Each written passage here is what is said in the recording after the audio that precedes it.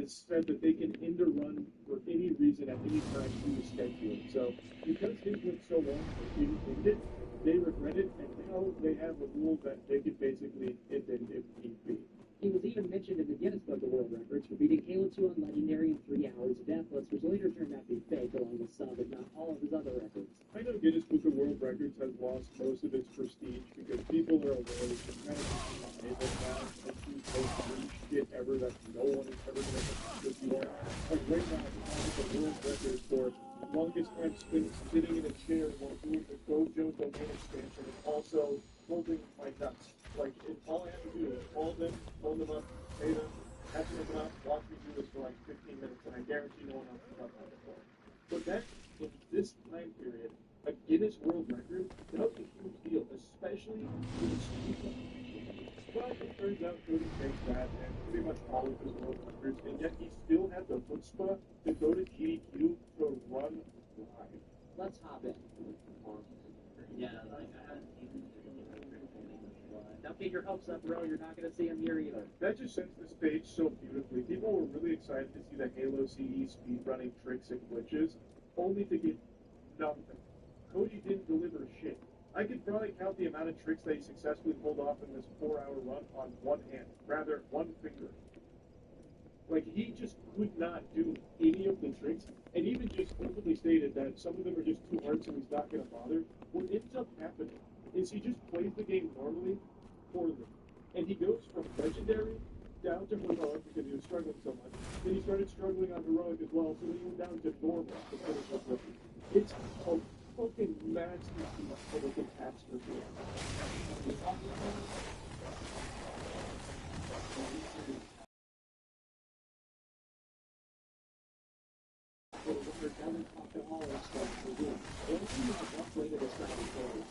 So, Killer One actually was watching. Yeah, I think basically, I could try to see that there. I literally played it. I found the one too good to watch Dark Side Sunset, but I'm too dog shit for that.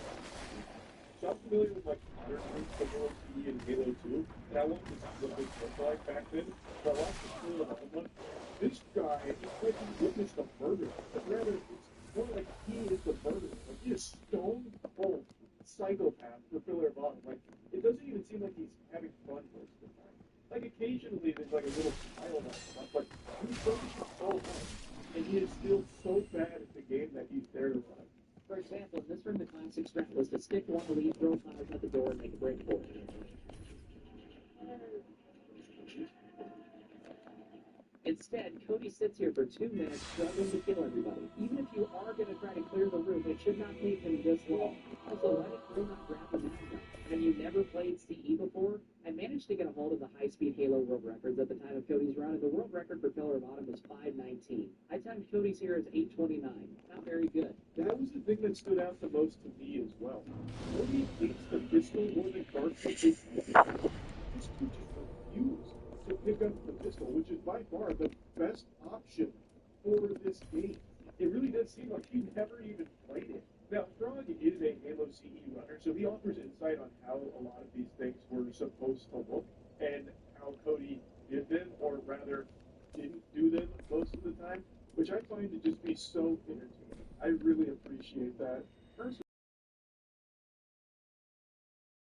Jump and skip the bridge. To save a couple seconds versus walking, but we mainly do it to skip a trigger. There will only be 2 Banshees at a public spot that we have to deal with. It's one of the easiest tricks in the game, and there's zero reason for a CE student not to do it. Let's see how he does. Oh no. Well, maybe now he'll do a grenade jump. Nope, he's just walking back across the bridge. Alright, got him. Now you can advance to the next area. Why are you dropping the mannequin? Man, bro, maybe you wouldn't have died there if you could just headshot the elite when his shields are down. Oh no. grenade jumps in Halo are second nature to anyone that has ever played a Halo game before. Even if you're not a speedrunner, you know about grenade jumps. Even if you just play the multiplayer, grenade jumps are like an integral part of all Halo coverage. So it's so weird how bad things even happen when he dies in his run, or how he just decides not to do them for most of the run. They're not hard to do. Some of them require a bit more of a setup, like some of the later grenade jumps, But for this, you just need one grenade, you jump, let the explosion blast you up to hit that trigger. When I do the red I can pull it down. That was not hard to support me. And I didn't put the world record over. I think the most embarrassing thing isn't him not doing tricks or failing all the tricks that he tries. It's how frequently he dies during this run. He has more deaths in this speed run in 4 hours than most kids probably had in their entire time playing Halo. It is shocking how often he is being hurt here. Like, and that is very obvious to people that don't even play the game. So, like, if you don't know Halo speedruns, you don't know if he's missing a trick or not doing a trick. But you know when he dies, because that resets his progress and you see him collapse. And you just have to sit there and watch it. And he has to sit there and stew in the shame. But even without modern grenade lineups, they're all fairly easy if you know what you're doing. You mainly just grenade the elites as they come out and clean up everyone else. On the first shift, Cody inexplicably runs to the left to take out Jackal. He grunts first, retreats, and then dies. Then dies again and says something you probably never want to hear in a live speedrun. I forgot how to do this part. He then adopts a strategy I used as a 5-year-old when the Covenant scared me, which is to be safe and stay on top of the structure. He proceeds to die anyway. That section had me laughing so hard. I actually remember when I was super young on that part in particular, that was a big struggle for me. That was before Cody awakened. And watching Cody do this section reminded me so much of me when I was a child. Like, he adopts a strategy most kids did back in the day. And this is supposed to be the best Halo speedrunner in the world, with tons of world records to break. Embarrassing. It's very clear that he doesn't even want to do. He just keeps his great work. And the community started to pick up on that when they were watching this live.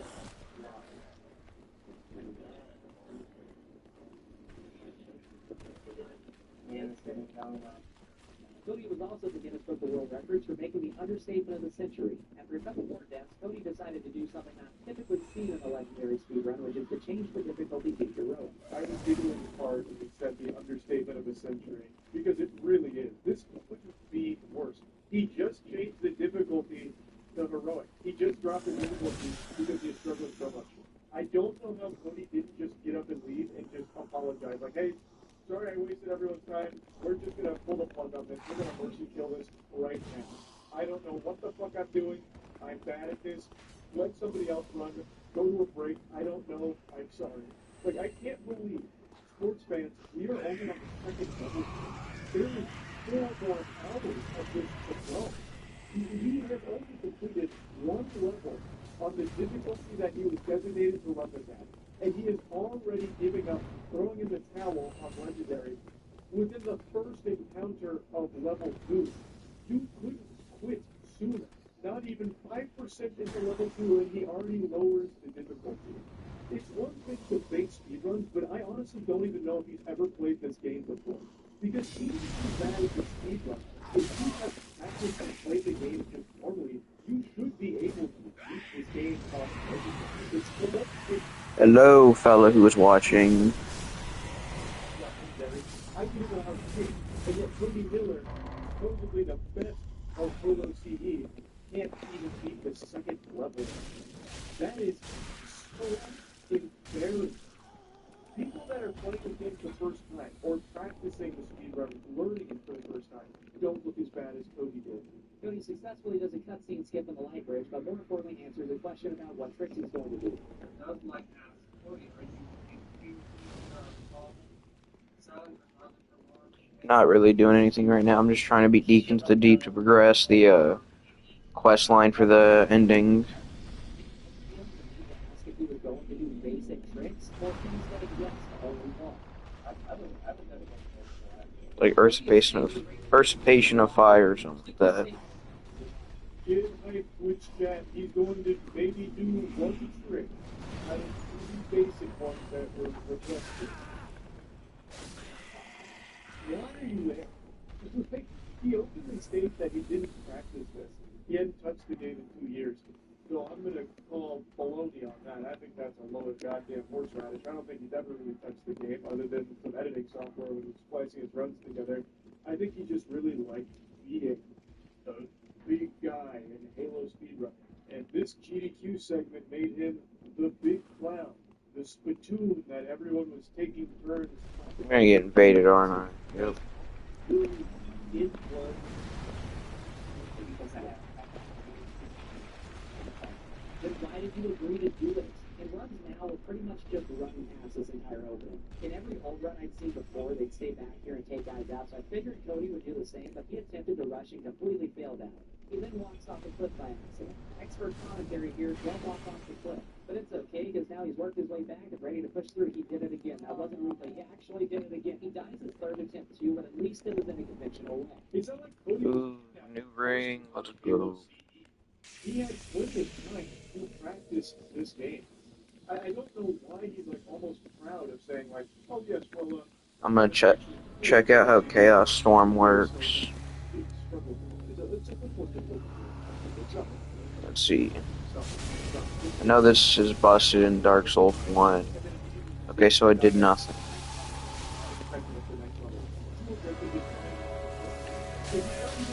Yeah, this isn't a good boss fight anyways.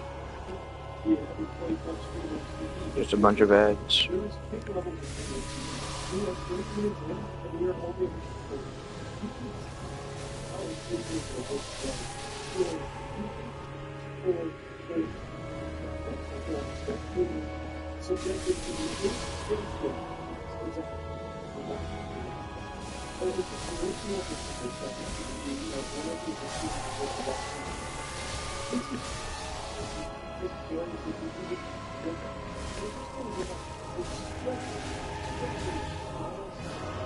Alright, heal up.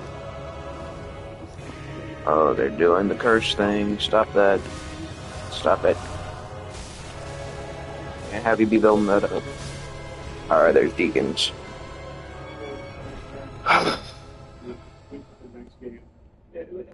Makes me... Alright. I didn't think that'd be so quick. Hold on, I'm gonna pull up the stream on my PC account. Real quick.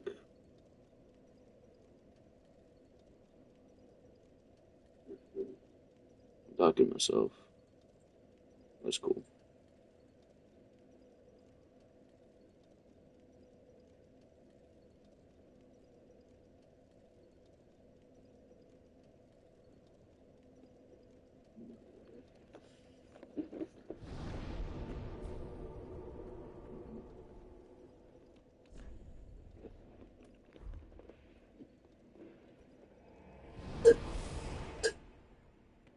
If anyone's there, I'll be right back.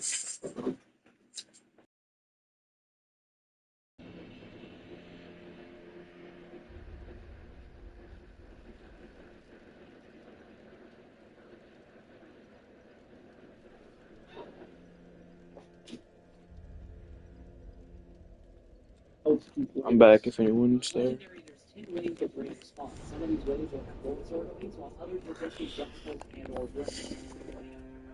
Cody, instead of gold elites, you get stealth elites. Cody gives himself a dose of copium by arguing that stealth elites, which have no shields, are actually stronger than gold elites, the highest ranking elites in the game. Yeah, legendary was better than all. So it's actually, I do love that. I think that's great. Yeah, I know I dropped the difficulty, but it's only because I actually wanted more of a challenge for myself. You see, this one specific segment is actually significantly harder on heroic. Because the elites, you see, they're not gold elites, they're a rank lower, which is actually 15 ranks higher than gold. You guys wouldn't understand. You're not the case. Eventually he makes it through though, and now it's time for the first major embarrassing trick screw up of the world. However, I also found old runs that did this. This is from famous Halo runner Suck Whistle. This is 3 plasmas and 1 frag to get you all the way onto the dropship. Cody does a weird amalgamation of this where he throws 3 plasmas like he's gonna do the dropship jump, but then he does it for the I already have it leveled up. That's good. So I'm not really using Pyromancy, so I'm just gonna take the Pyromancy flame off. Can I upgrade more? Upgrading Sellsword from Blaze to +10 just for that extra bit of damage. I'm okay with using a Titanite slab on that. Really quickly on the trick, by the way. So, Frog went on to explain that grenade jump has existed in runs as far back as 2007. So that strategy, like that, was cemented in Halo speedrunning when Cody was doing it. Oh, that looks cool. So then he gives up on that. How about the other one? What does it look like? Which adds an unbelievable amount of time as well. That also By the looks pretty time cool. Cody finishes this run, we'll have probably already experienced a new Pangea on the Torah. It is crazy. I don't know, I like Darkman Blade a lot, but I also like Great Magic Weapon. That is sucking all of the Oh, you're right, I need to talk to Anri, or whatever her name is.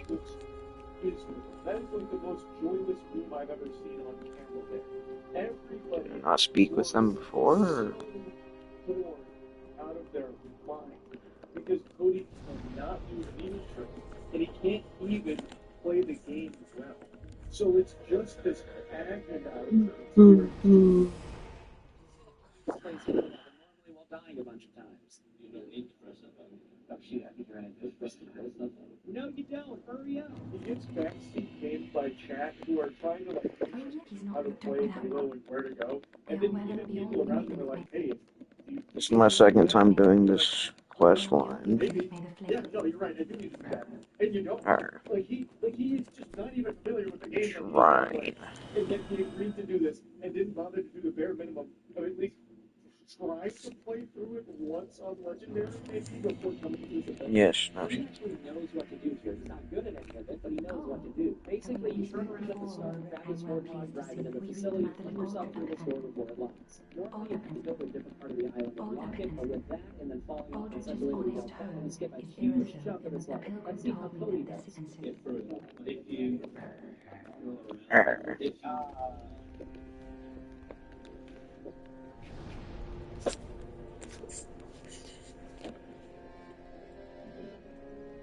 It's the point for the XP recovery. Now I gotta do the Undead Settlement quest.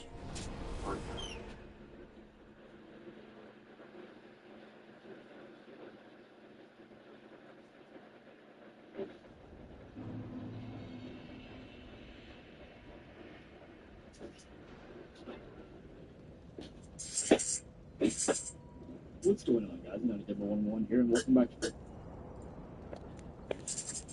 It's like if you see the... Oh, he's actually got it. Let's see the fall. Oh, wow.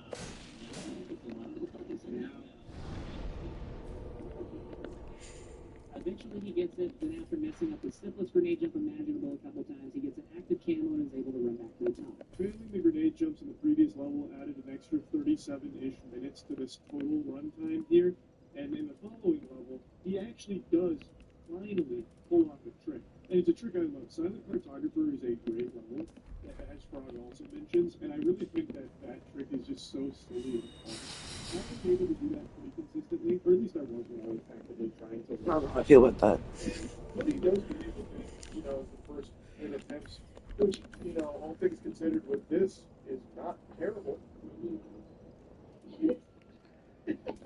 What does this look like? It still wasn't good, but at least it wasn't this is a colossal W. Ultimately, it's followed by maybe the biggest L of the entire run. But solving the control room is a pretty simple level, especially in 2011. So you find your way through the first room from No, it does no damage. This fall is with the legendary strength of the line, but now is only done on easy runs. There's 3 falls. The first one at the bridge, the second How about one on the this? ledge, and then the third jump just to get down. That is another trick damage. that I'm very familiar with. I know this trick and have done it many times. It's actually pretty tough. Like this one I struggled with as well, but I don't claim to be the best Halo CE runner that's ever lived. I wasn't born to speedrun Halo CE. I merely tried to learn. It wasn't embedded within my DNA or anything. And I can get the trick most times. And let's see how Cody does with it.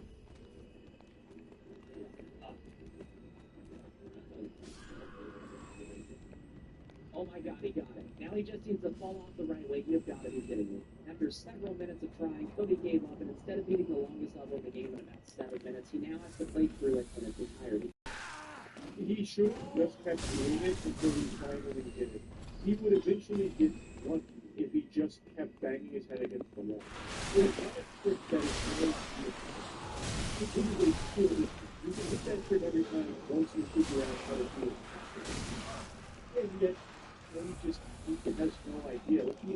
win for Cody. No.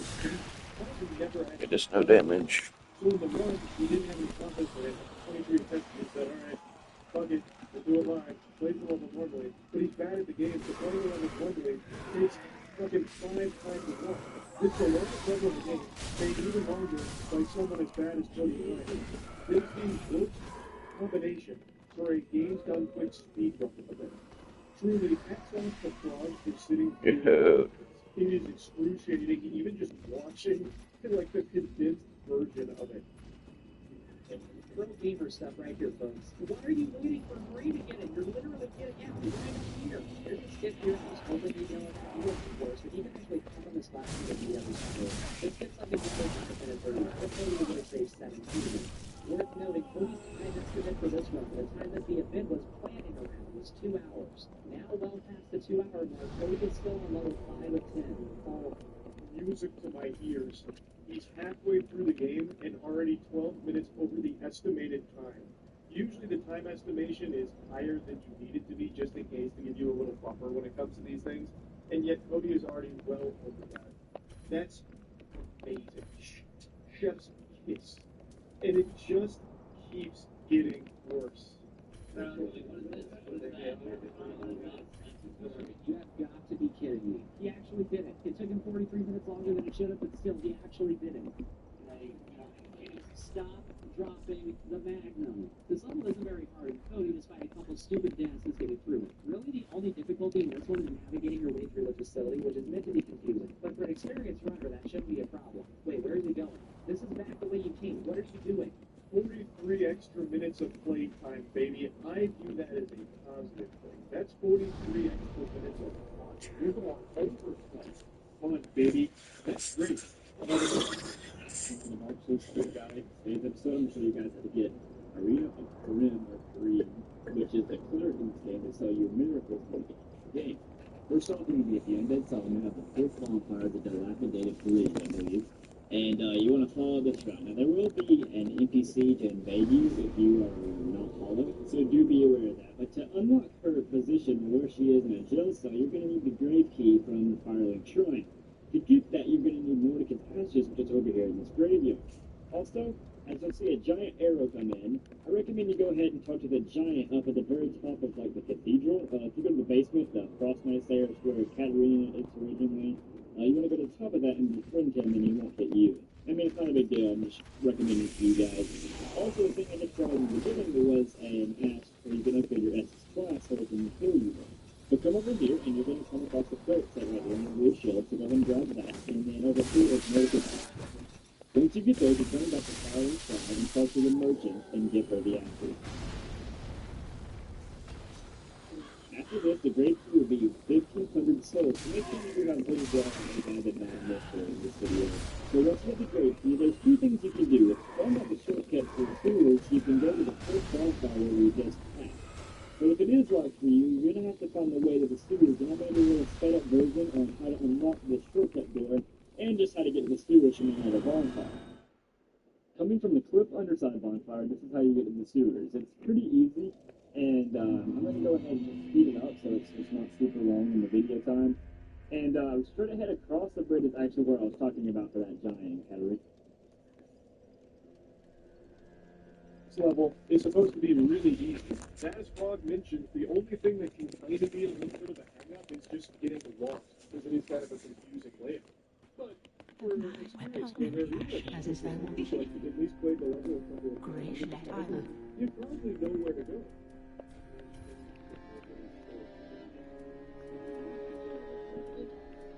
You agreed to speedrun this game, and you don't even know where to go. And you just died, and now we're all the way back to the start of the Ashes game. 1. He just did a grenade jump to get back where he started. He actually managed the shotgun round. We are so bad. I don't know if Cody just had amnesia or something, like maybe the black showed up and realized all the knowledge down the plane. But I just don't know how you can wander around aimlessly in a game that you're supposed to be really familiar with, or agree to do this without ever playing the game. So after this elevator he's on now, there's a trick called Camo Jump or Camo Jumo, where we grab active camo to a jump you're not supposed to be able to do. And you can run basically to the end of the fire. After grabbing camo, as soon as you grab the grenade jump phase, what He didn't attempt it again. Any semblance of this being a speed run has now completely vanished, and everyone in the room looks embarrassed for Cody. To start the library, Cody saves and quits and lowers the difficulty to normal. I will now remind you of this further. After getting lost and dying more times than a Mr. Meeseeks, Cody finally just says, I'm tired of embarrassing myself to this degree and lowers the difficulty even further to normal. I think he should have just went all the way instead of easy, because even on normal, he's struggling. Checkpoint lock and there were a few times where he died, missed a checkpoint, and went back 2+ minutes. Hey, a little over the 3 hours mark, the eliminators in here before quickly making the correct decision to leave. I cannot set against for Cody on the library despite playing on normal. I can only imagine the comedy that would have ensued if we started on normal. I don't even know if it necessarily is comedy, because Cody would still be on that level in that game today if he set the difficulty of Legendary. He can hardly get through it on normal. On Legendary, he needs to be calling in the goddamn 18 to assist him with it. He's just a game cheater. He throws out here.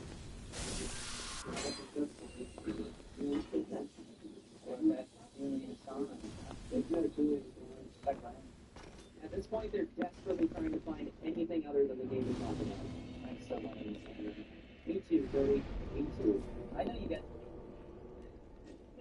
Oh, This is one of the most awkward things I have ever sat through. someone told me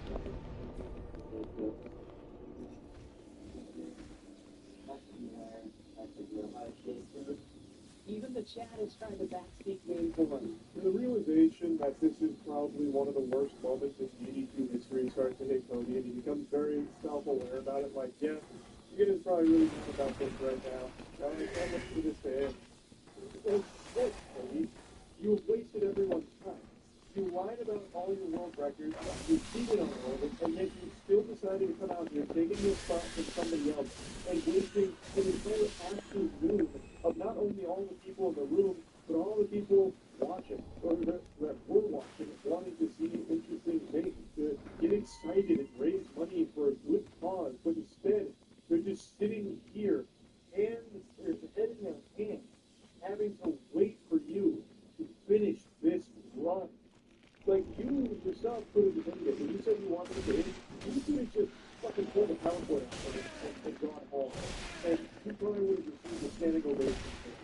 But that would have taken a lot more strength than sticking this out. This sucks. Frog showcased every single one of Cody's deaths during this level. And keep in mind, this is on normal difficulty. Holy shit. 21. He died 21 times in one level playing on normal at an event where he was invited to play on Legendary. It took him over 40 minutes on normal when the Legendary record at the time was 17:23. Anyway, on the keys.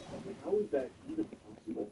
You have to be beyond Turbo S to take over 20 deaths in a single level on normal difficulty. Compared to the rest of the series, really, normal difficulty is pretty forgiving in my opinion. I don't know how he managed to die that many times. I'm almost like more impressed by that than I would be if he actually did this run properly. I'm really wondering how Cody was ever even able to gather enough footage to even splice together runs and fool people in the first place. I don't even know how he had enough footage of him being alive in Halo CE to splice runs to cheat to the top of the leaderboard. Because it seems like he's been more times dead in Halo CE than alive. He should have been the shortest level of the run. This is another trick that I don't know if the user was not able to trick. Back in Cody say you were supposed to do a shield bump out of bounds at the very start of the level, from which you can then do out of bounds platforming to get to the keys room. It turns a 20-minute level on Legendary into a 3 to 4 minute level. why can't you do the Someone there. What do you mean, why can't he do the shield bump? He can hardly shoot his gun at the enemies. In fact, most of the time he doesn't even do that because he swaps out to the magnum. Then I have So embraced. obviously he's not even going to try to do a trick. And like that's just so far out of the Oh, line of verkligen possibilities for the run. you I'm eine surprised anyone even bothered asking I- that question. After a third death at the very start, once again he's playing on normal, he finally makes it to the bridge. I will give Cody credit for this.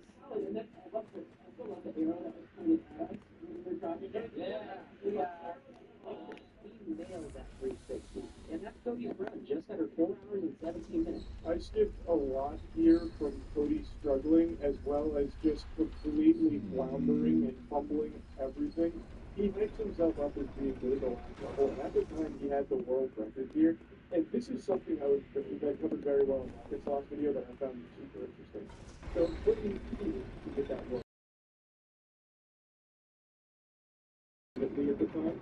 But he held that record for a long time because it was deemed unbeatable due to Cody having this supposedly one-time run, even though it turns out it was cheating. Cody eventually admitted to cheating everything, or not even everything, I think just most things.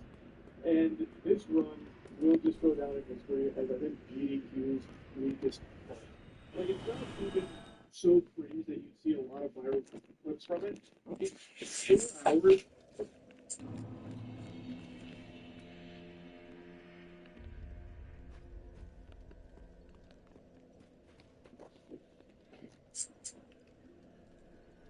Arena, but we're gonna take a shot by giving her 2 items. Londo.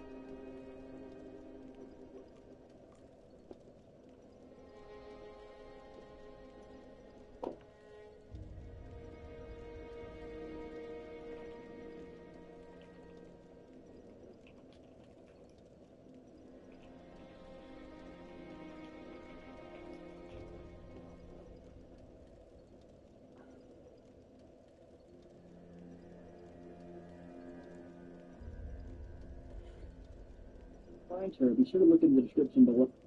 The rules in the same.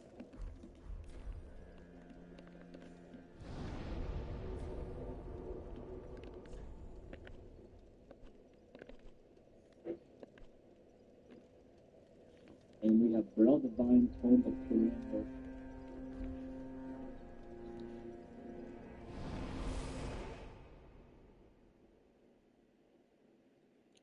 Korean. I'm not quite sure how to say it. I'm just going to say Korean.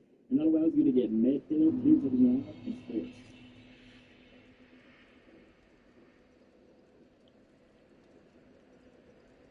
In 17 minutes of agony, like actual pain and suffering, that they just needed to pull the plug on, but they didn't. And now it's led to a room where they can and will, should something like this ever happen again. Cody Rhodes' legacy is one of things, where not only was he a prolific cheater in the Halo speedrunning community, but he put on, I think, undoubtedly, the worst cheating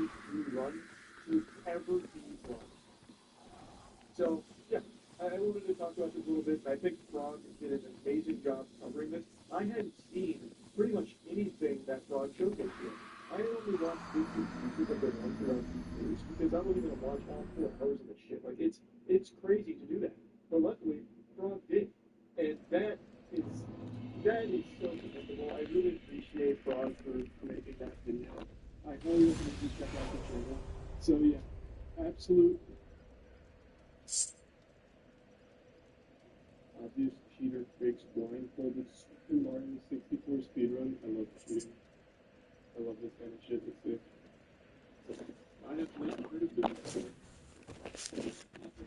Jesus, what is that? Fucking soiled diaper on his face? How difficult. Or like an eating pad? I have here a video of one of my friends.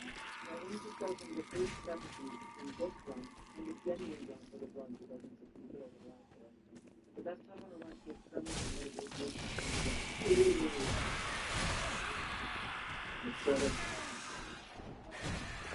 I also thought this guy was the cheater. This thing looks so over the top. That just looked like, it looks like a monk.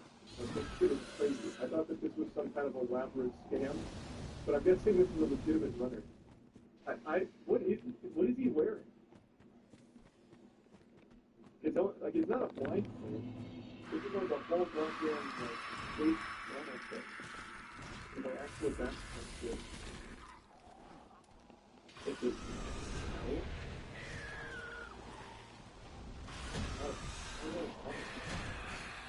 karate safety gear that SpongeBob wears.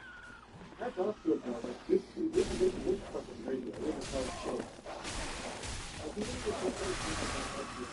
I think it's set up a 450 turns out everyone is cheating, but also trying to pretend the best they can. Comparatively, this runner seems to have absolutely no normalized setup whatsoever. He takes what looks like either an intentional death or a legitimate mistake, and then tries again a second time. This time around, he seems to be using an almost completely different, but still a normalized setup to get to the goal. With how much focus and skill it requires to complete a blindfolded run, it's an anomaly that this runner with barely any practice is so casually able to do a strap that no other blindfolded runner can attempt. Well, he's just a god gamer. Ouch, I was a god. You know, I was over it. Terrible. You know, I was over it. Terrible. Once again, looking at a blindfolded version of this strap, there is a clear intention with every aspect using normalized movement to build this strap. The chocolate blindfolded run is crazy. Oh, not terrible. Extremely wobbly and very difficult. He then climbs up next to the plank using these extremely small adjustments that have no audio cues whatsoever. Anyone that runs this route or has even tried this trick before knows that it's Yeah, this is super fake. Oh my god. He didn't even try. Oh, do you wish? You know, I was over it. Terrible. Haven't done it. here. When the improved unit of the position to somehow sidestep the scuba, quickly make his way up the path, and then do this long jump to the next spread, all completely blindfolded and with absolutely no setup necessary. Simply amazing. What was the point though? Like, surely he didn't think that He then pushes everybody and thinks he's trying. he smelt it. No, he got it super sniffer. He's like Scooby-Doo. There's no way he'd think that he fooled a whole community that actively runs this game though, blindfolded. Anyone who is actually blindfolded would have almost certainly What's the point? Moving on to base game, the team will prove extremely suspicious and inconsistent setups. In shifting Sandland, he is somehow able to get the Talon Star using a strategy only viable for visual runs. Until then. It's simply too precise to be done consistently in a blindfolded run. More like to be done at all. He able to do the first try. The last half of this run is so blatantly fake that it makes the previous 20 minutes look completely legit by comparison. Yes. Come on, let's go. Yeah, let's fucking go. There is absolutely no way you can know how close or far away he is from the ground because he is literally No, he's smelling the game, baby. once again absolutely no discernible audio cues and no real setup whatsoever. He somehow either knows exactly where he is on the door or just gets lucky to see it. He spends 30 seconds here walking back and forth around the door and somehow is able to find the exact right spot. Somehow it's so much fun. At this point, I'm actually convinced that he's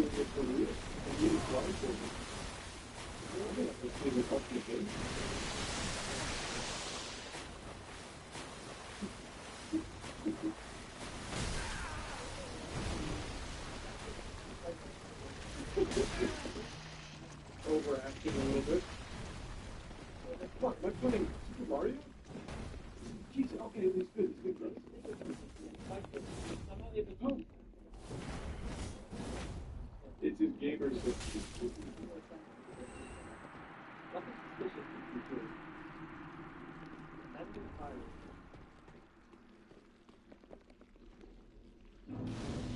Most has always just been an easy level, though. I could do this blindfolded. I've played this game in 8 years now. It's easy. It's a pussy shit. Then connect to the most obvious and shameless move in the entire I don't know how he tops some of the other shit, to be honest.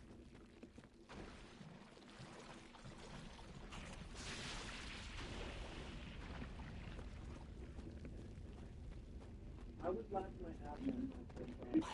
I don't even know how that was Well, what else? but this completely determined the RNG.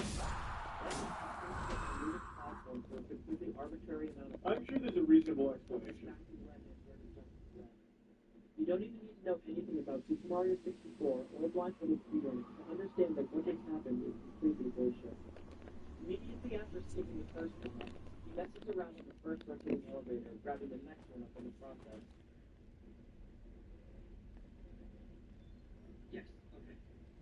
All clearly. His acting's not even good, though. Like, why not really sell it? He once again makes an intentional mistake. Like, oh my fucking God, it's an actual life! Please! Go on.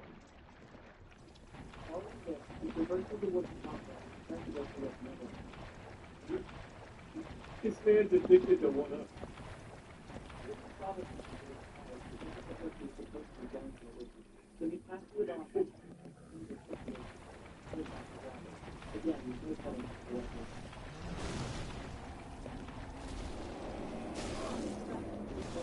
He already just verified where he was. All he had to do here was look forward and he would reach the next wall. At this point, he once again reiterates the fact that this is only the third blindfolded run ever. Wow, he's a prodigy.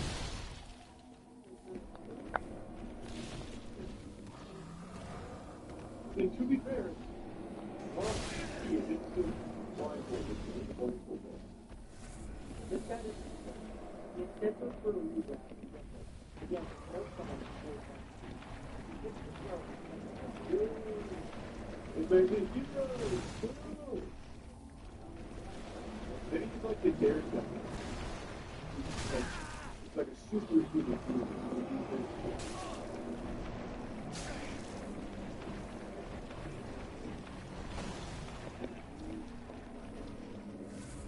Holy fuck, James, you're good at drawing. No kidding.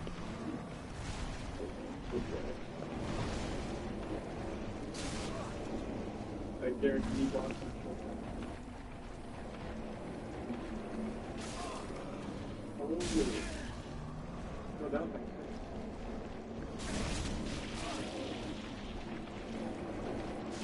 Right. Usually.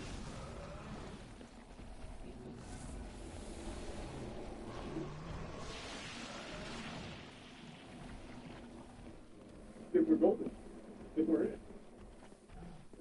Oh, you listening to the explanation? Here he It feels the chakra vibrations in the air. which already makes no sense on the except he also makes the first thousand play that he's using the sound cue. Maybe he's only pretending to be blindfolded so he can hide the fact that he sucks the bounty throws. Oh, let's not. Okay, let's not get personal here. Okay, come on now. Let's be professional about this. Eventually he does land blindfolded, luckily avoiding all the fire. Unbelievable. Besmirching this good man's name.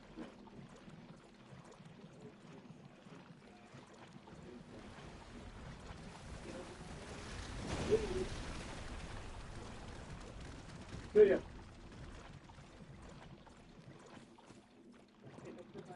I'll give you 500. Trying to beat you. Don't cry.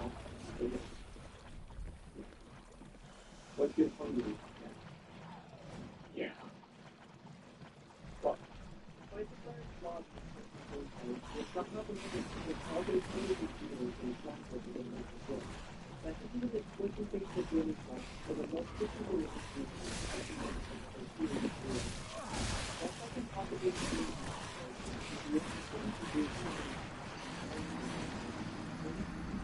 the blindfolded should completely see through, and his only goal during the war was to I think that's exactly what it is. Yeah. So he's going to give a conclusion in his apology. I am going to speculate he can see the whole time and just does his best to act like it's blindfolded, but he doesn't know like how to ride that line. So he's either extremely overacting or underacting. It's never like good acting. It's just a poor performance all around. I was in the Hunger Games. I don't like to bring that up too often, but with my acting expertise, I can always pick apart acting, whether it's good or bad. So I just have to make that clear. And his explanation of Bowser with his thumb on the control stick correlating to where Mario is in the Nether Realm, the Shadow Realm, whatever, there's some real merit to that, so I think. a big shout out to Jim and Buck yesterday, incredible help in the city. So let's clarify a lot of questions about Monster and Monster. Most people do not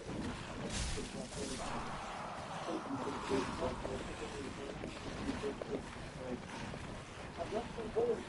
You see this? There's like 15 blindfolds on this. There's a tunnel, a blindfold. Dude, this shit's so fucking bullshit, dude. Oh my god, dude. Dark Souls 2 enemy placement. I can't believe Super Mario speedrunning, to be honest. I tried when back in 2012 watching Sick Living. It's hard. It looks so fun. That was a great video. So you said the guy apologized?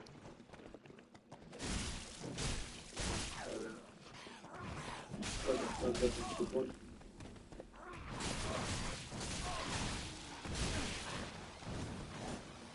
I cannot see. I don't like it, but a PSA to anyone, never start a college video like that. That is the most cliche shit ever. The guy does it with yeah. Sign. If I was just saying I didn't want to make this video, I lose my fucking mind.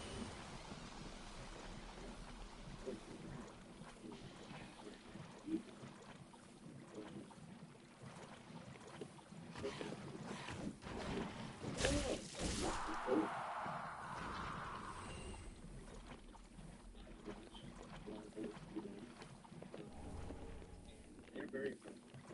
There you go. Take away anything from those images that you go. And yeah, it's very impressive. I think clearly has never won. You should double down, Doug. Those are fucking stuff compared to mine. Legitimately just watching football practice. I know the thing that was very specific, like, It didn't make any of the fun. Right?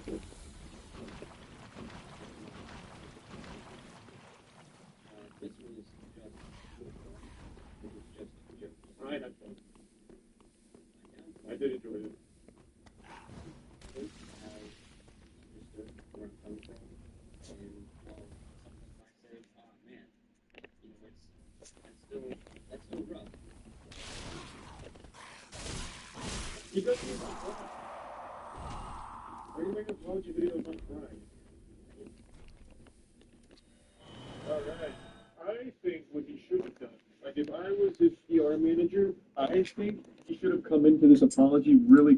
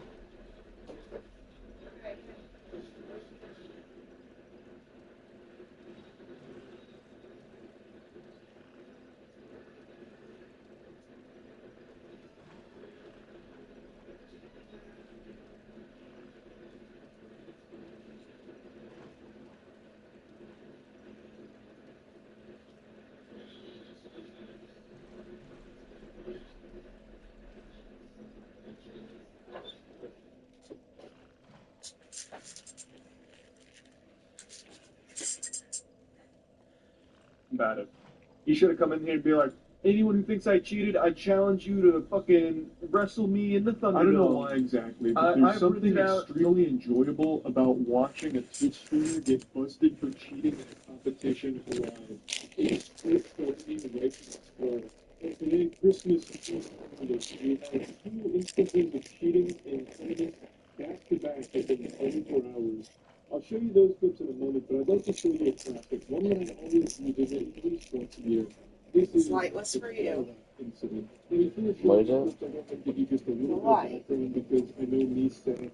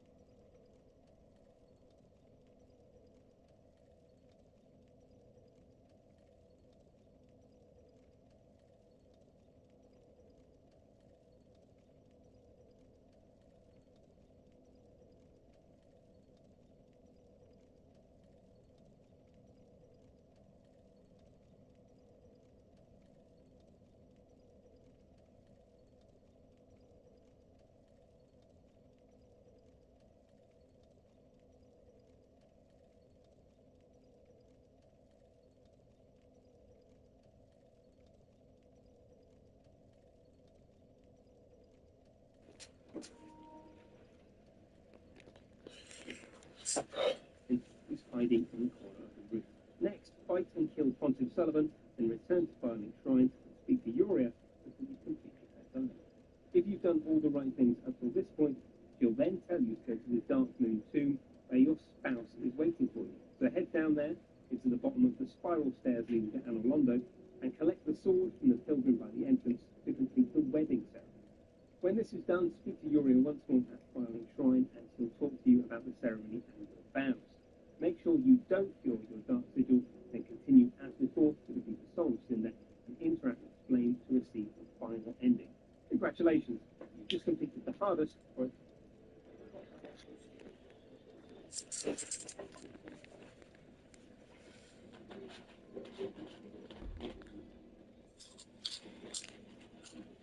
Did you catch it? Let me slow it down for you. I'll be the little fucking forensics investigator at the CSI laboratory.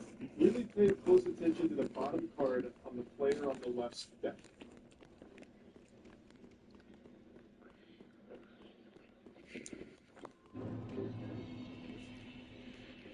So he swoops out a little playful effect veiler from his deck into his hand. That bottom card that he popped into his hand was called Effect Veiler. It's extremely strong, and if played correctly, he just outright win you a game sometimes. And when he drops it from his deck to his hand, he picks up a card he didn't need from his hand and puts it in his deck. That way he has the correct number of cards in his hand. He was able to do this because, I don't know what effect was involving, but he was searching in his deck for, I think it was Darkness Metal Dragon.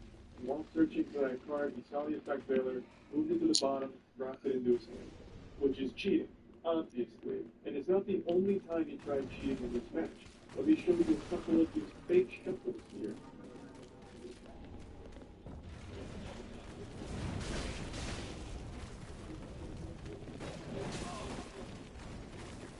In that case, he moved the card that was played with his opponent from the bottom of the deck to the top of the deck, and then only shuffled underneath that top card without ever touching it. Which, of course, is cheating again, because he knew what card was on top of his opponent's deck, and he knew what card that was used against him.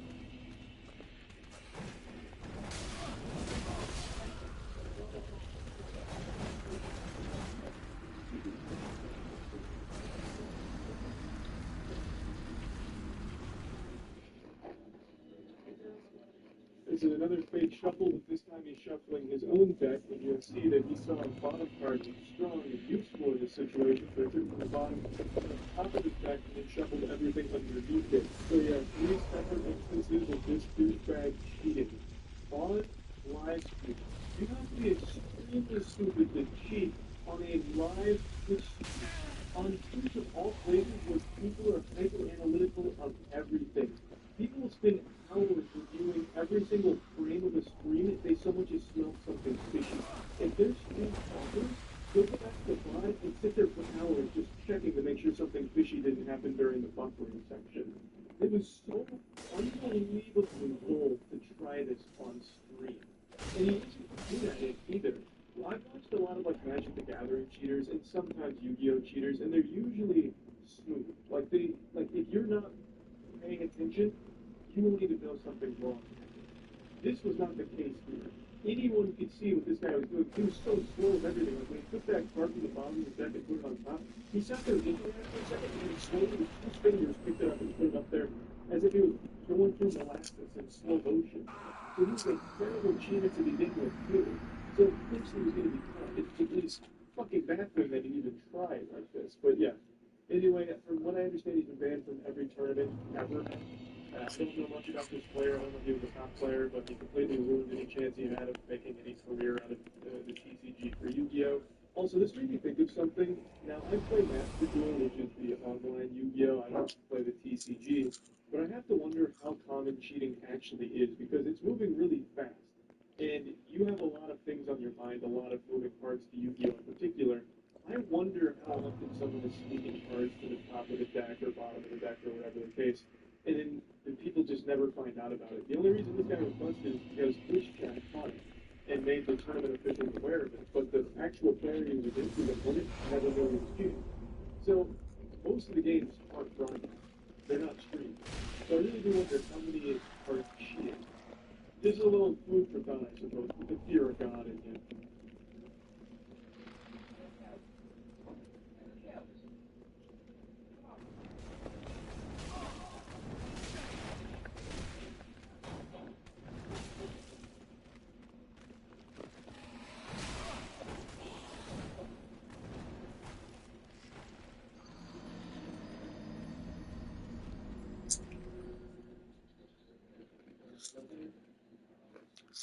I've seen a lot of cheaters get busted on Twitch, but this guy is by far the stupidest among all of them. Now, this, to be fair, wasn't on screen. He was accused of cheating, as I understand it, and in order to prove his innocence, he set up a camera to record him and his screen during a 2v2 tournament in Call of Duty to prove that he wasn't cheating. And then during this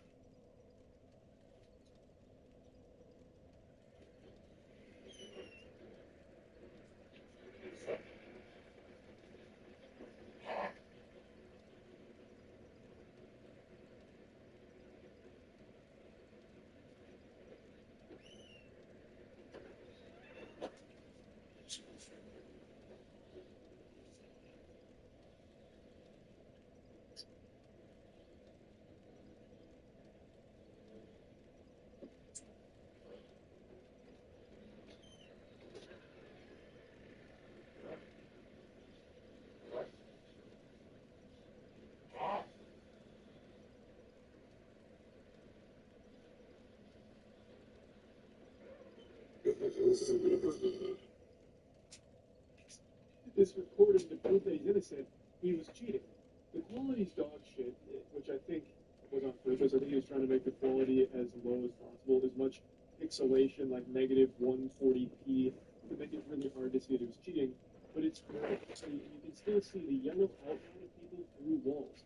He uses wall hacks in a 2v2 tournament while recording it himself to prove that he isn't a cheater.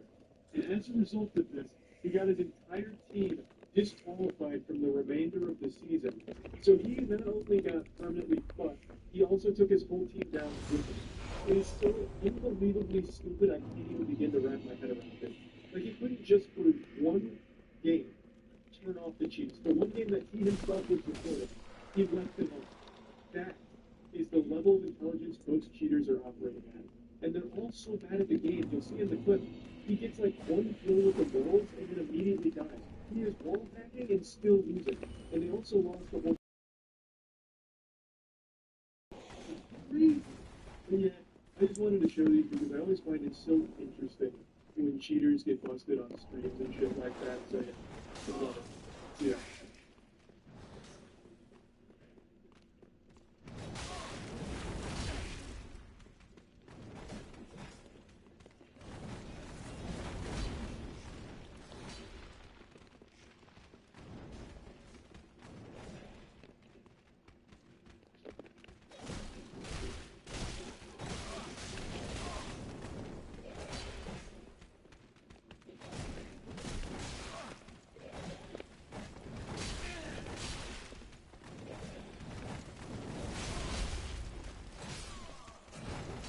Just love the Dark Souls 2 enemy placement. So much fun.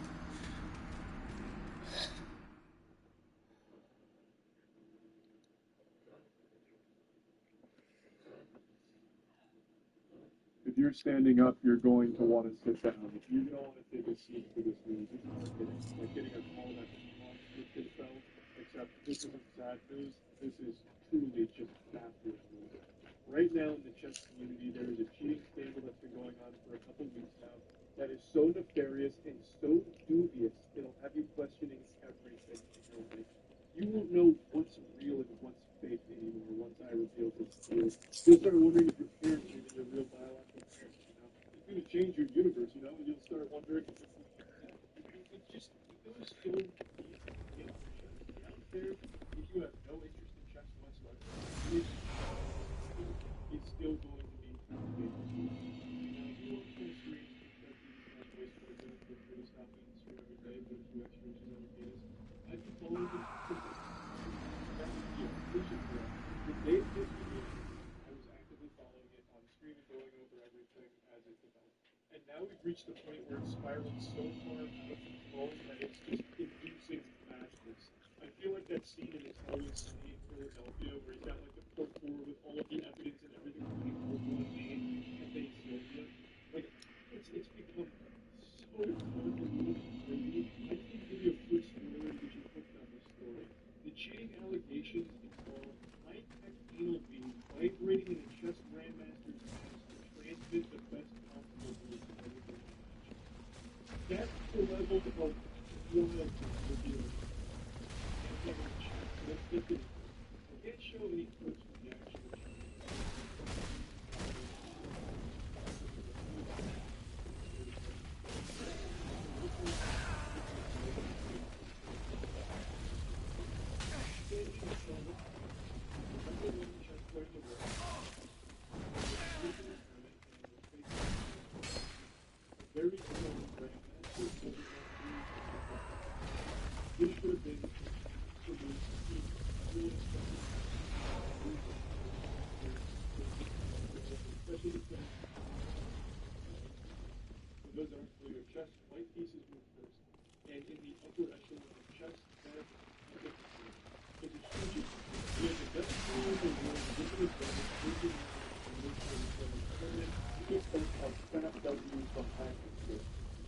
not the results that we got.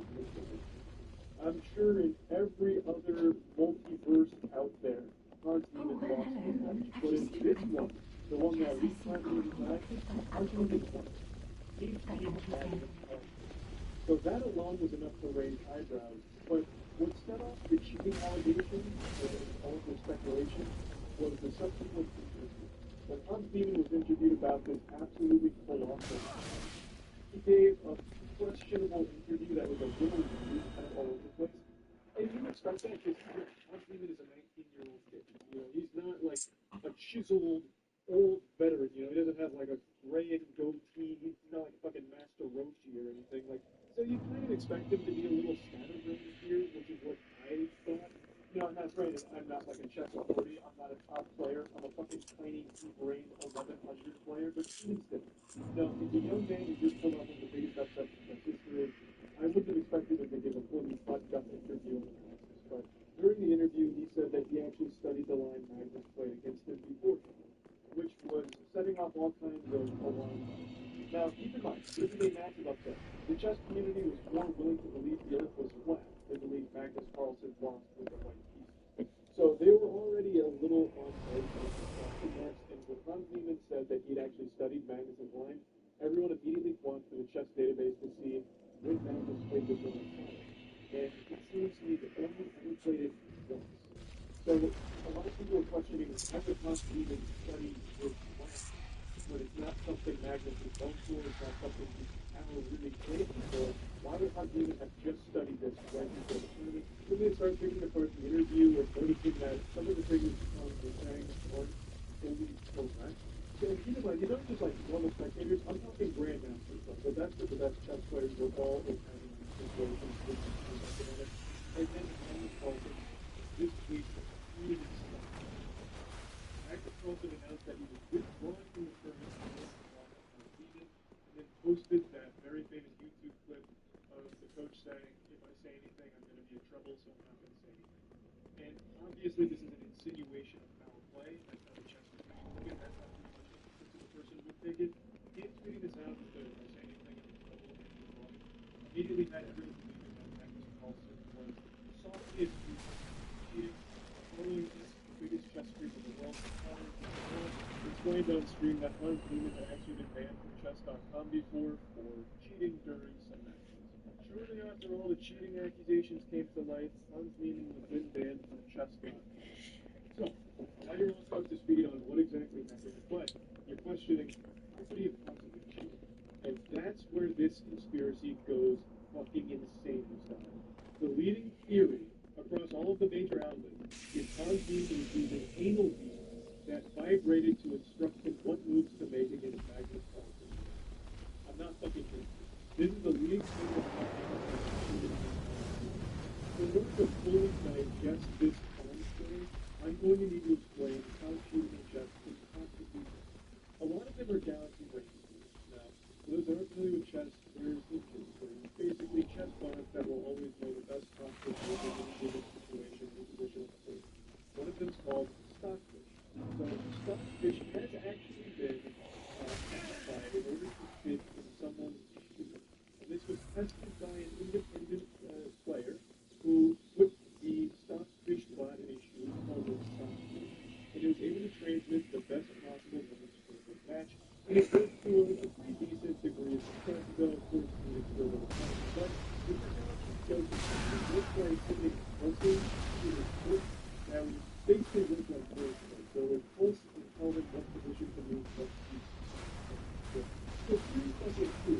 Now, obviously, that's illegal because you can't keep a chess bot to play for you. It's cheating. But I think the point of this experiment was to show that it is possible. And he didn't do this in like a actually was doing for electronic group, foundation. But it is true technology. So it's not far-fetched to think that anal beads can accomplish the same thing as James Stanley's Stockfish. If you take the same idea, where you take Stockfish from the Raspberry Pi system, which is use it for your asshole, it could spin vibrations or pulses through your rectum and work the same way as Stockfish. It would vibrate your colon in a way that would tell you the position of your rectum. So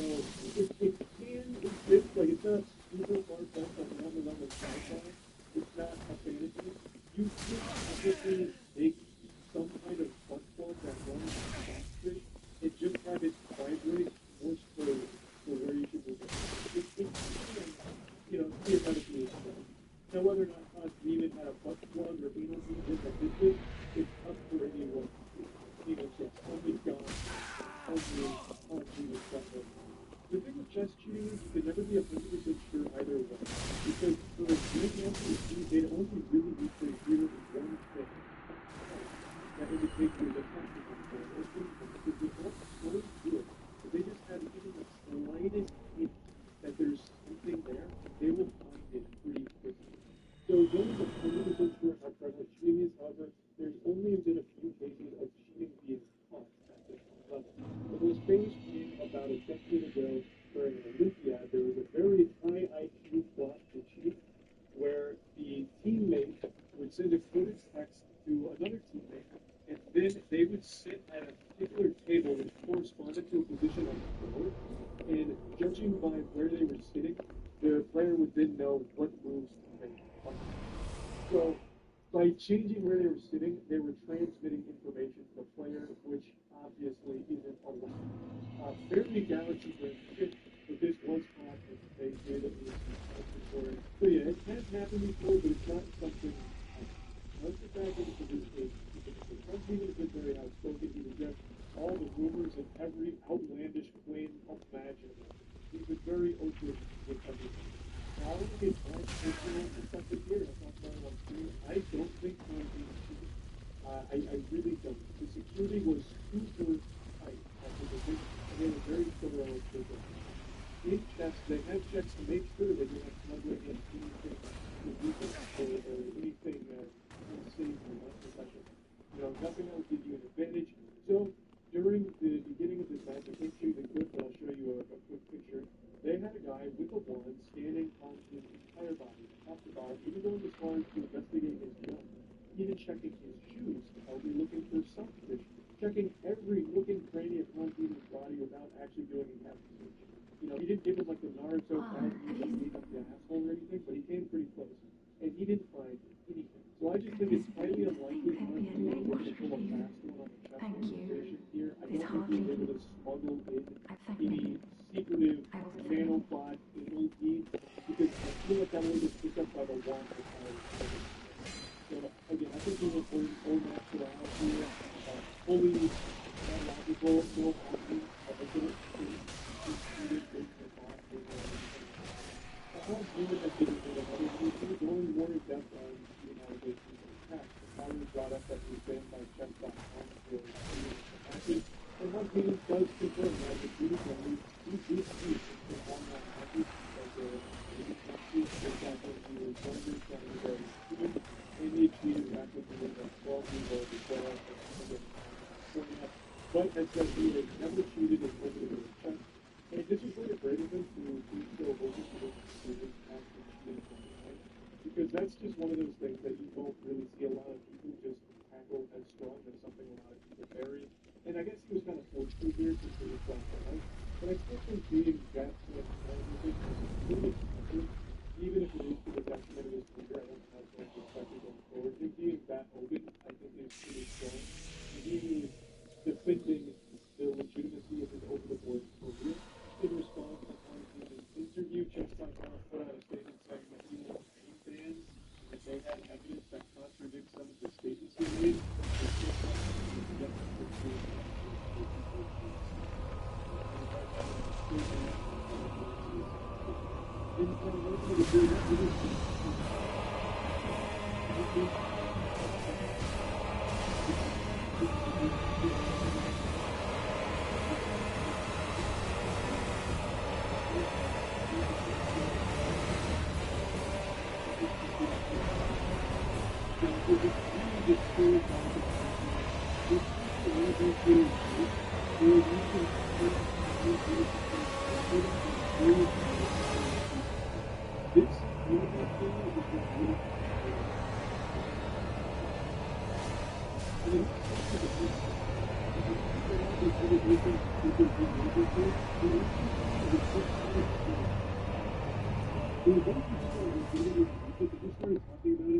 because it was silly. but a lot of these publications have picked it up as if it's something believable. And yeah, theoretically, it will exist, but I still find it very unlikely that it does. But the point is, it started as just a joke that's now become something much bigger. And Hans even said he'll fucking play naked to prove he hasn't cheated. Like he's being a good sport about the anal bead stuff. He said he'll just play full bare ass chess to prove that he is an innocent man who wants to go to the future. Now, I'd like to be briefly give my opinion on Magnus Carlsen's tweet because that's what really made it. He made that tweet and then went complete radio silent. He hasn't spoken out about this since. But he's been kick the shit in the septic tank here and let it fester. I think it's a little, embarrassing to make that tweet and then have no follow-up. He just very solemnly insinuates confirmation cheating withdrawal from the tournament, which is no small thing, man. That's a good gesture. But for Jesus to actually come in here and give his stance on it and he's going to run most of it, I think that's a little bad. I would have liked if Magnus Carlsen would elaborate on why he made that tweet and what it's exactly in reference to. Is he accusing Hans of cheating? Does he think Hans cheated? Or did everyone misinterpret his tweet? I don't like the ambiguity of it. I would really appreciate, I think most people would appreciate if he elaborated a bit on his positions. People want that. He threw out the first move and going through all the scholars initially. So why not explain it a little more thoroughly? Tell us the line. So anyway, I feel kind of strongly about that. But overall, I don't think no one will ever fully know because there's no way that anyone can but one of my stories that's not me.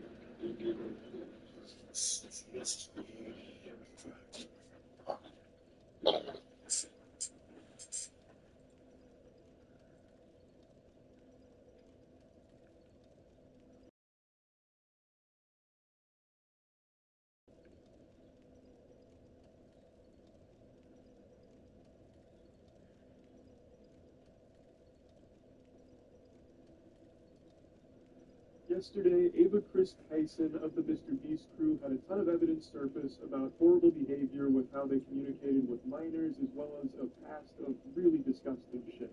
A lot of people are calling the season 7 writers of 2024 internet drama lazy because they're reusing a similar plotline. A lot of people do comparisons to Dr. Disrespect. Oh boy.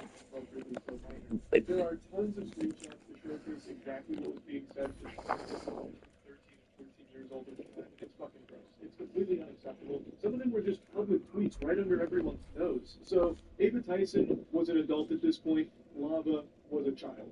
And saying things like, I posted some fire nudes for you, please no share. And then other shit like, but not $5 pathetic JK kissy face. They seem to communicate a lot. Even sending Snapchats. So here's one that says, coming for America. And then goes on to talk about being in a group chat and everything.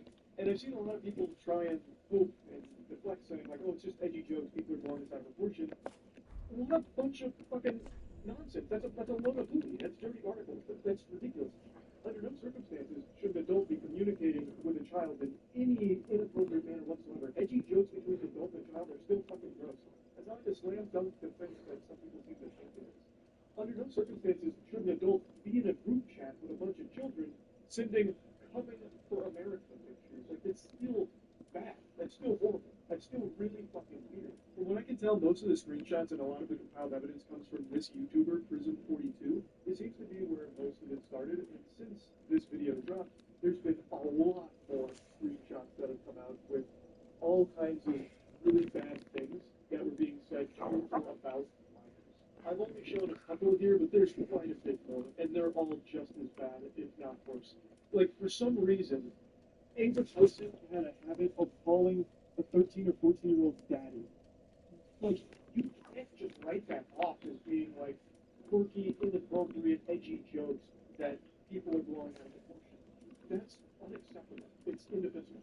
Now, the 13, 14-year-old in question for a lot of these messages is someone that has come forward to give their own account of the situation. And according to them, they don't believe that they were groomed or anything bad was done on the part of Ava Tyson or anything like that. And I'll just go ahead and give my take on it here. I talked about it on stream. And I'm not trying to be some kind of armchair psychologist because I'm just, at the end of the day, a little reptile brain idiot. But I really do feel like in a situation like this, it's very difficult to process just how inappropriate or unacceptable something was when you lived it. I imagine that it's very difficult to view this as the person that you communicated to so closely for so long was actually evil or doing things that were wrong. But in reality, no child should have this kind of relationship with an adult where you're joking about sending news to a minor or making edgy jokes about coming for America. So while the person here might not feel like a victim, it really is completely unacceptable that Ava Tyson would be communicating with them. It really is, no matter how it's done. Now, it is important to mention that right now, most of the evidence is screenshots, so I guess for this that the something seems very hard to prove. There's a video that was and there's also a component of things that were communicated from their and it was also revealed that Ava Tyson had a history of abuse. Since all the tweets have been deleted, it makes it very difficult to find the time that communicated with Shadman or talked about Shadman and the art. But I did find this from Mudahar Studio, the Wayback Machine, and showcased this tweet. And Mudahar censored it because the character does not appear to be over the age of 18. For those of you that know that name, that might have just triggered a Winter Soldier moment in your brain and your eyes rolling in the back of your skull, because it is so foul. Shadman was an artist who drew child porn. Now, when you hear that, a lot of people think that you're talking about lollies or lollies in pop culture, which is characters that look like little girls are actually 5,000-year-old vampires. Like that's the fucking sipping from their Mountain Dew going, unfortunately strong. It's not actually a real child. This may look like a 4-year-old girl, but you don't understand the lore.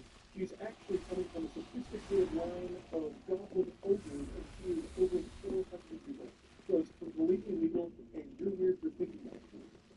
But with Shadman, he wasn't drawing lollies. He was drawing real children sexually. So one of the most infamous cases was when he drew Keemstar's 8-year-old daughter in a pornographic setting. That actual fucking lunatic drew porn of an 8-year-old girl. That's not hearsay or anything. That is something that actually happened. And you know what's even crazier? I talked about this on stream. A lot of people supported it publicly. Like, a lot of people defended that. Back when Shadman dropped that revolting dog shit, there were a lot of people that were coming to this saying, "Go Shadman, Keemstar, who cares? It doesn't matter, he deserves it anyway." Shadman, you take a look into this person on the fucking let that shit marinate for a minute.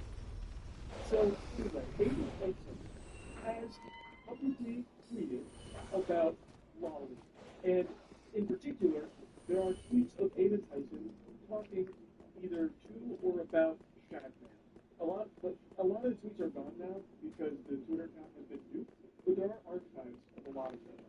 And one thing that still persists, and one thing that a lot of people have been showing, is that Ava Tyson may have actually commissioned a piece from Shadman, or at the very least, purchased a piece from Shadman. There is a clip from a Mr. Beast video where there is Shadman art hanging on the wall, belonging to Ava Tyson. I censored the close-up of the art for obvious reasons, but this is something that is irrefutable. The only question about Ava Tyson and Shadman's connection is whether or not a piece was commissioned or purchased. But at the very least, a piece was owned by Ava Tyson. And I don't think there's any wiggle room to just explain this away as some kind of innocent whoops-a-daisy moment of being ignorant of what the art was. With Ava Tyson having publicly talked about content and art like that, and then also owning a Shadman piece, I don't think it's some kind of coincidence. I don't think it was an accident and they didn't know Shadman knew child porn. I really don't.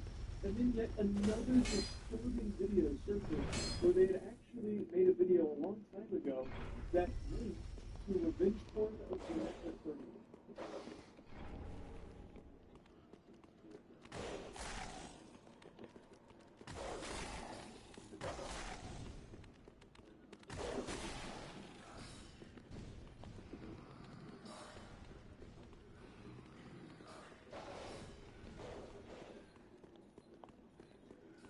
That's crazy. That's astonishing. Sharing the one publicly and trying to spin it like, some people might want to see this stuff. For you degenerates, I'll posted the link in the description. If you want to check that out. It would be weird to do that. I'm not forcing it. That's unhinged. Completely unhinged. So all of this started to hit the mainstream. More and more people started sharing screenshots as well as other chat logs, all kinds of things with a history of communicating inappropriately with or about minors.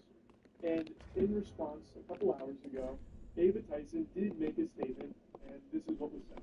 I would like to apologize for any of my past behavior or comments if it hurt or offended anyone. It was not my intent. Seeing recent events, we mutually decided it's best I permanently step away from all things Mr. Beast and social media to focus on my family and football. That is kind of a textbook non-apology. It doesn't address anything. It doesn't talk about anything. It's just like this blanket boilerplate statement about stepping away. There's no denial of anything, no claims that some of the information is false, made up, fabricated, a lie, a bunch of malarkey. Nothing at all. You really think that if any of the information was wrong or fake, that would be one of the first things that Ava Tyson would want to set the record straight on. But that didn't happen. Even if it was something like needing more time, I really feel like that would have been expressed in the statement, saying, need more time to talk about all of these things that are incorrect. And again, that's not there. So, they assume to be all correct at this point. And they're indefensible for things that come out here. As I was rendering this video, Ava Tyson dropped more tweets claiming that no one was ever groomed, and then states that the victim vocally supported that that's false. I, again, already told you my feelings on that. I really don't think a child who has this kind of relationship with an adult would ever really recognize just how inappropriate it was because it became so normalized to them, which it never should be. It's a horrible thing, and there really is no excusing it in my eyes. Going further, there's an apology about unacceptable social media posts and saying that it was edgy jokes and that it was unacceptable humor, that it was like a thing of the past, and it misconstrued into things that didn't happen, and then not wanting the accusation to impact hundreds of people who look at Mr. Beast, which is why Ava Tyson accepted. I just don't think you can limit out on other social media posts by making jokes and posting together when you actually owned art from an artist who draws That's not a joke anymore. Haha, bought some child porn art. Like, that's not exactly side sport comedy. Like, I don't really think you could just go ahead and handle it down and do it. One of the tweets of outfit from like what? What's the joke? What punchline of that? I really don't think you can just say, oh, I could tell you joke to not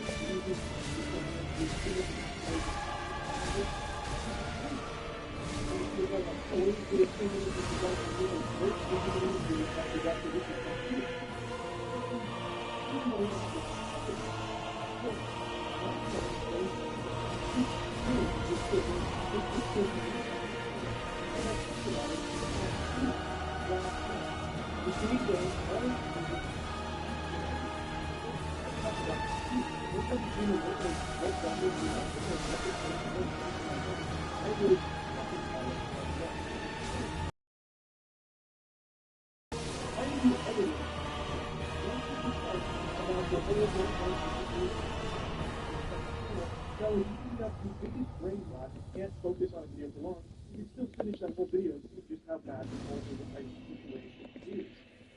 So I talked about it immediately, but Twitter didn't see that video, and the ones that did wrote it off as, oh, he's only going to put this on the second channel because he's afraid to put it on his main channel. He didn't do that for Dr. Disrespect. He was like that with Dr. Disrespect. You are provably wrong. All you had to do was activate a few fucking neurons in your noodle. Check my Dr. Disrespect video. I posted it at, I think it was 9 p.m. on June 22nd. June 22nd is when my Dr. Disrespect video went out. The allegation against Dr. Disrespect was on June 21st. So what happened is, that allegation came out. I talked about it on stream. Dr. Disrespect made a statement as well the same day that I talked about it on stream. And the following day, almost a full 24 hours later, I made the video talking about it.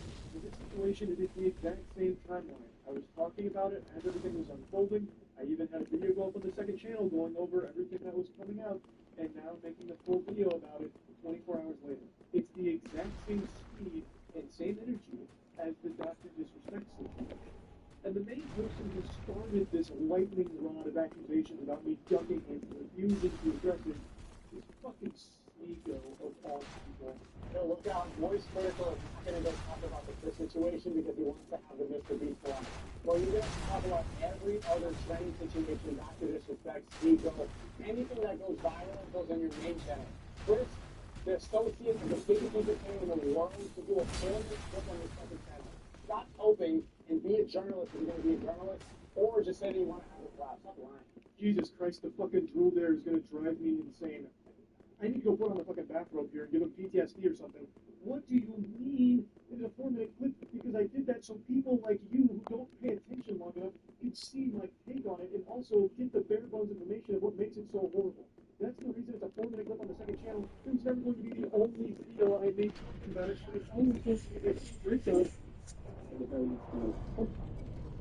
And this is done answering two. It's got down the bridge. Here's the little room into the back of the area next to the forest. Make sure you don't cut down anything. Now, you'll see them next to the church of the bonfire. The big windows are like here, not get your senses, and finding. Next, fight until Quantum Sullivan, then return to Violent Shrine, speak to Uria, and then continue.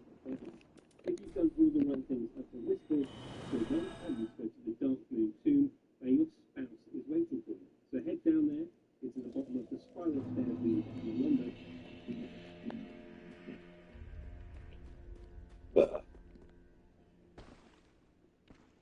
Speak, honorable.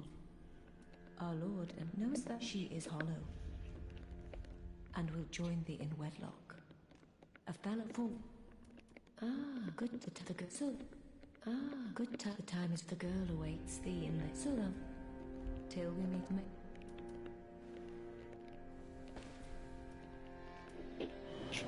Select the students from the pilgrim by the entrance to complete the wedding ceremony. When this is done, speak to Uria once more at the shrine and talk to you about the ceremony and plans. Make sure you don't feel that your dark vision and continue as the full citizen of souls to the interest playing with the congratulations.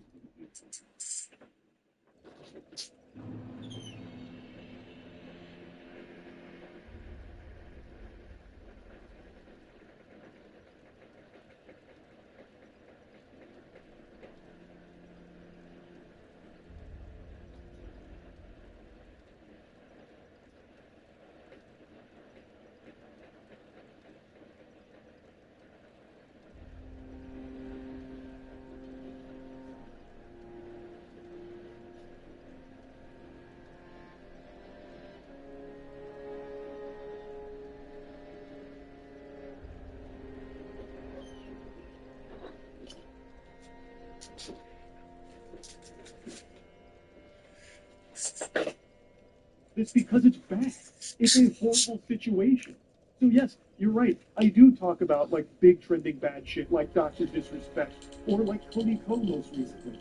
I don't know why people thought I wouldn't talk about this. I knew Cody Ko far more than I knew Ayla Tyson. I talked to Cody Ko at length one time on his podcast and then one other time in DMs. Ayla Tyson, I met 1.5 times.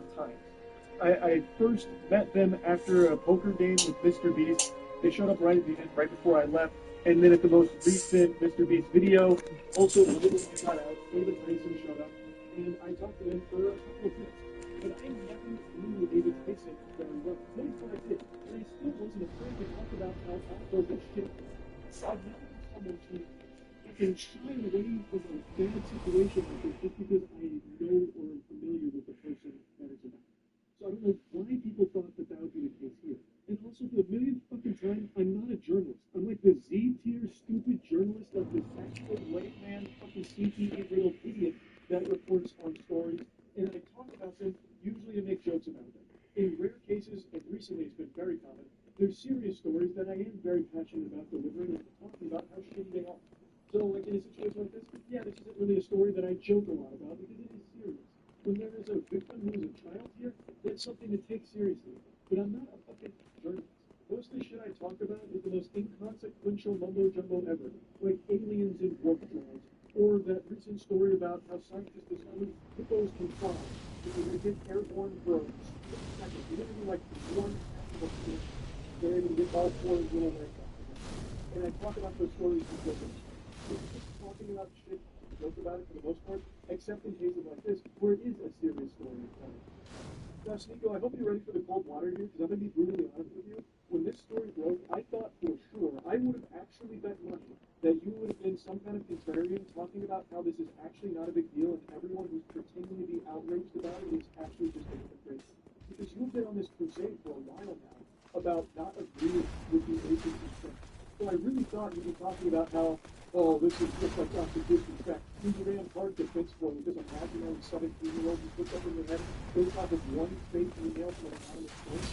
And I thought you would be going after it. You would be saying, like, oh, well, that 13-year-old was probably very good. Age of consent should be a charity. It's not even 18 in most states. Why do you even believe that? Because in Hollywood, it's 18, so that gets pushed everywhere. In most places, 16. And if you question that, then they call you a pedo. I believe the age of consent is a charity. It should be called the age of marriage. Age of consent implies you're going to have some kind of wedlock. I think it's better that people get married at 16, 17 than to have a bunch of premarital stuff until they're 30 and they're washed up and then they get jaded, they're on birth control, and they have dried up eggs. I think that's better for society. He's so pseudo-intellectual that he actually argues for things that defend pedophilia. That's fucking ridiculous. And when challenged on this, it's even worse. So there's an older clip now, it's quite a few months old, where XQC and Destiny actually challenge him on this right to his face, and holy shit, it's bad. You see how you want to answer the question? You guys going to yell and not answer the question? I'm going to ask the same thing when you're done. Go ahead. What is the age?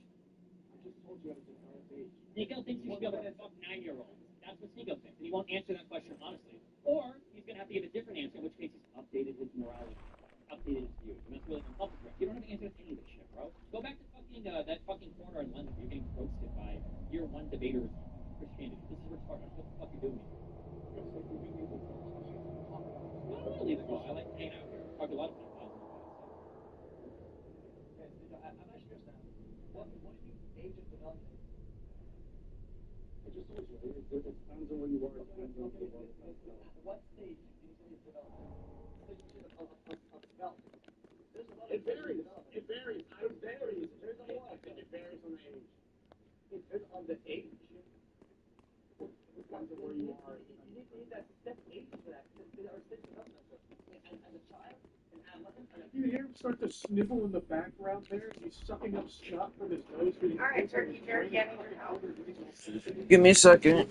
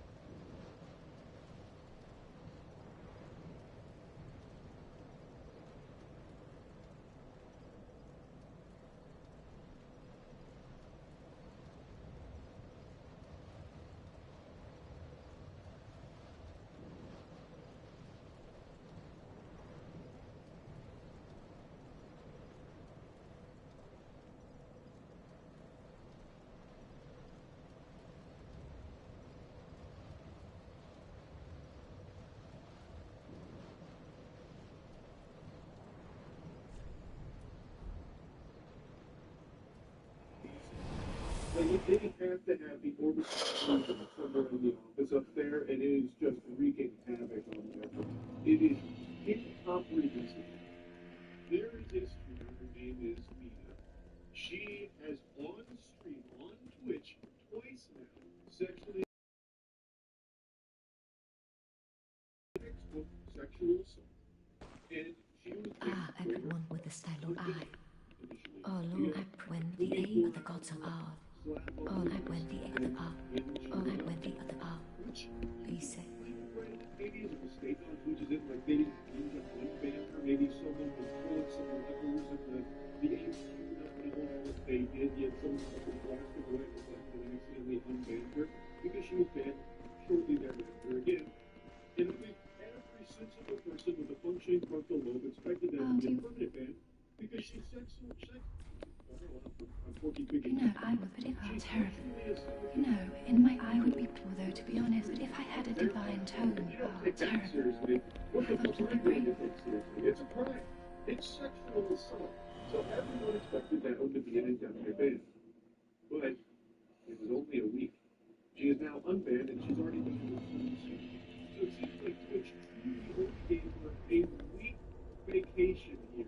That's crazy. A week. Man requires coffee. Okay.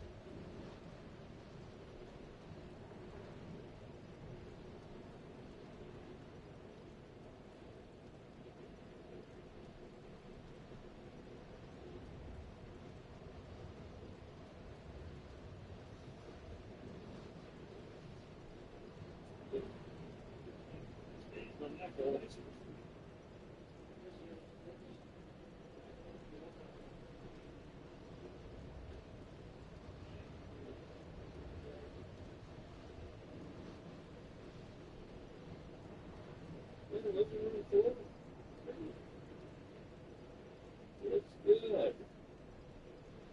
That's right.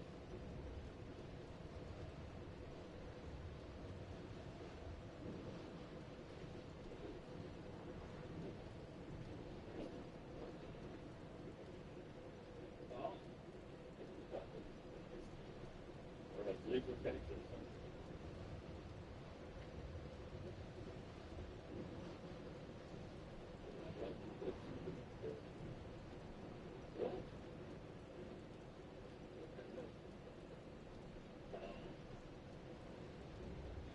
That's awfully nice of you. The first time I tried to get this ending in this game, right? Dark Souls 3. Oh.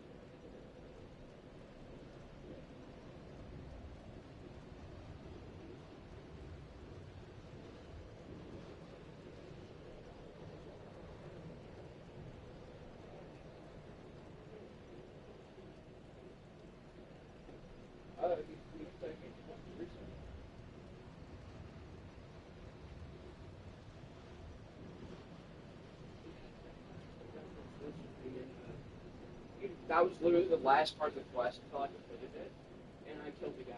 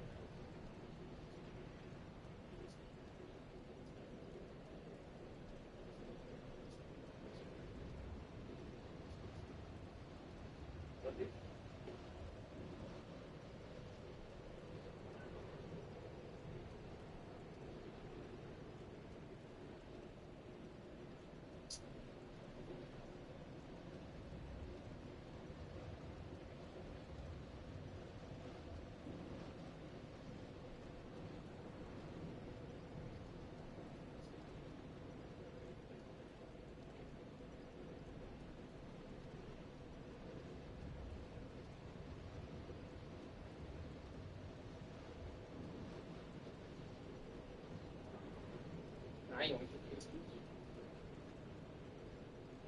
You're dead.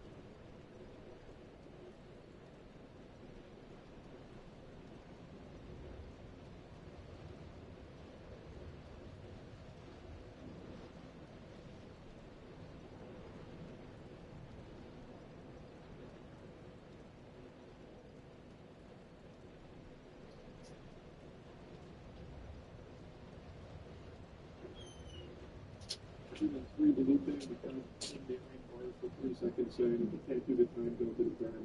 Well, you're free to go. That for sexual assault is unbelievable.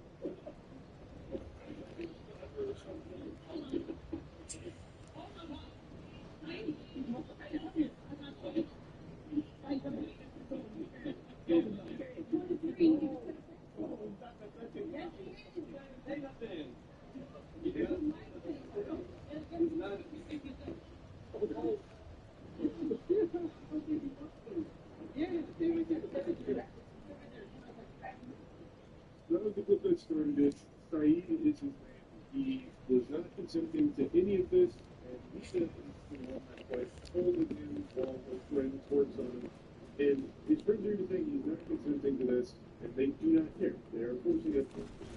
And this is just a piece of a longer clip, and in the longer clip, they throw him on the bed and he starts like trying to look at his clothes. They also take his bag and start going through his bag. And this whole time, he is making it very clear he does not want this and he's uncomfortable with it.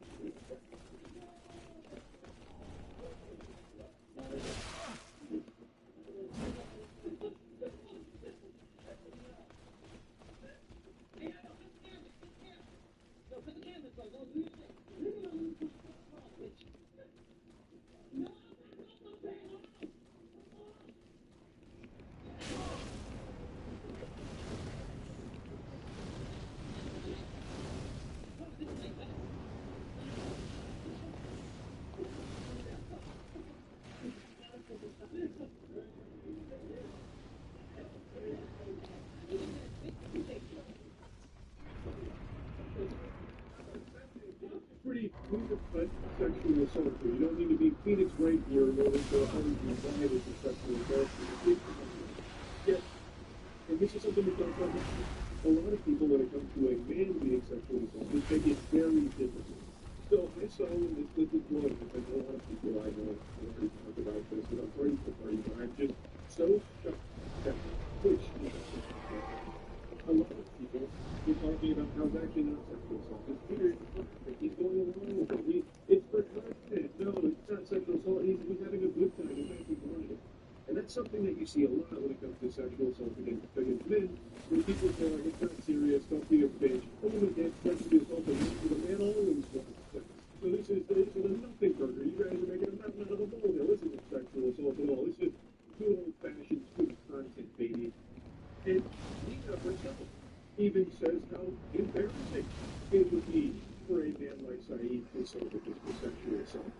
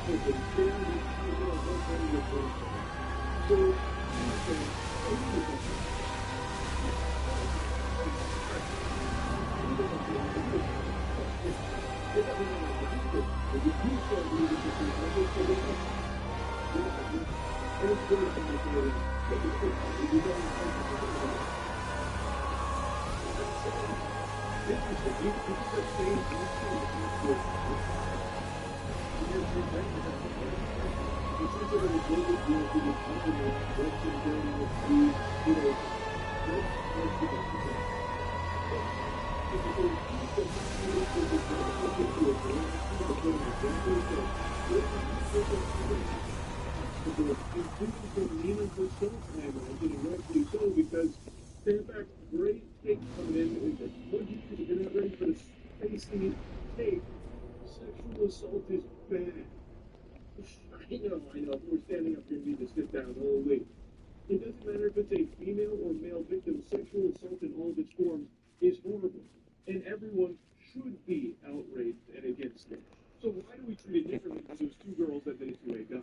It is still sexual assault. And I can't believe we are still having this conversation about like sexual assault against men not being taken seriously. It's not a uniform. It's not make-believe. This isn't the fucking Tooth Fairy we're talking about. It is a real thing. And there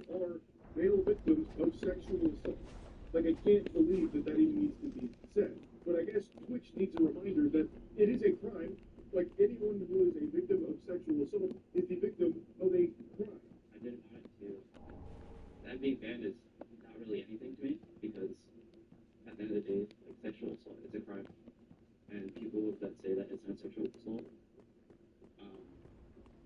I don't know what you think sexual assault is or anything like that, but I don't know what to tell you. Like, as a person that's literally dealt with sexual assault previously, it has taken a lot, like a large total on my head. I've dealt with something like this before, and I didn't want to. When I dealt with it in the gym, and I told my boss about it, and all he did was make jokes about it, and I tried to talk about it a lot more. I didn't want to tell my parents, and but it just took me a while. And this situation did bring back those memories. This is Saeed being very open here, talking about what's unfolded, mentioning that he's gone through a previous sexual assault situation in the past where it wasn't taken seriously then. His boss was making jokes about it, and it took a toll on him.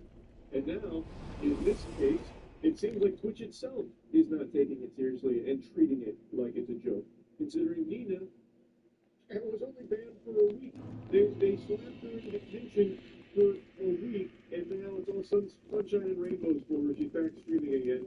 And let me tell you, in her return stream, it's very clear she's learned her lesson. I think the week-long, benching here from Twitch has really helped put it all into perspective for her. You can see how apologetic she is and how remorseful she is for her actions.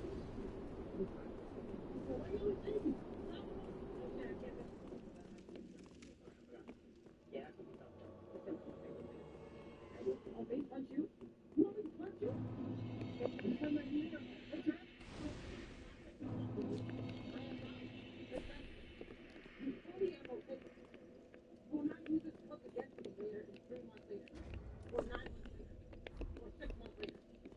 No? Hey, chat, see this, already?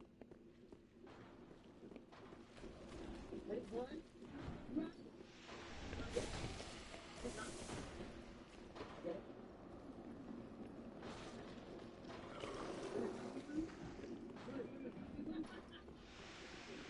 It seems like a real hoot and holler. Man, she seems like a lot of fun to be with.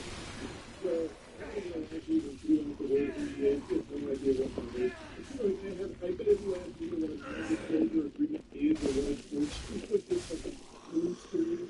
But she's just, the reason she's saying that is she's just trying to insult everyone that made a big deal of this sexually assault of Saeed. And I haven't even shown you the other victim that was floating up to the end. But she's just treating it like it's no big deal. Like, okay, I guess I just can't touch people anymore now without being a PDA. And then this dude over here, this goober, I don't know if he's hiding his face out of embarrassment or shame, but if that is the case, I see why. Because that's pretty pathetic. He's begging to be touched by this lady just for a form of attention. Yeah, that was a real highlight moment from it. Some other really great tiddly winks are when she's being mad at her friends for switching up on her after the sexual assault clip surfacing, where she was mad that they didn't send food and mail for her honor, even though her actions are indefensible to a normal, sane person. So obviously her friends aren't going to go to bat for her, I imagine, or at least they shouldn't. Like, I don't care if they're her best friend to be able to go and say, like, yep, that's fucked up, that is sexual assault. I don't support what's happened there. And she's getting mad that people did exactly that. Like, her friends were like, nope, that's unacceptable. She expected them to just be like, no, you guys are misunderstanding. She wasn't even be like, upset that they weren't texting her to get her side of the story. Even though the police is sexual assault, no matter how you spin it. You can try and feign ignorance until the cows come home. It doesn't change the fact that what we did is still textbook sexual assault. Just because you are a woman who did it to a man, doesn't mean that it's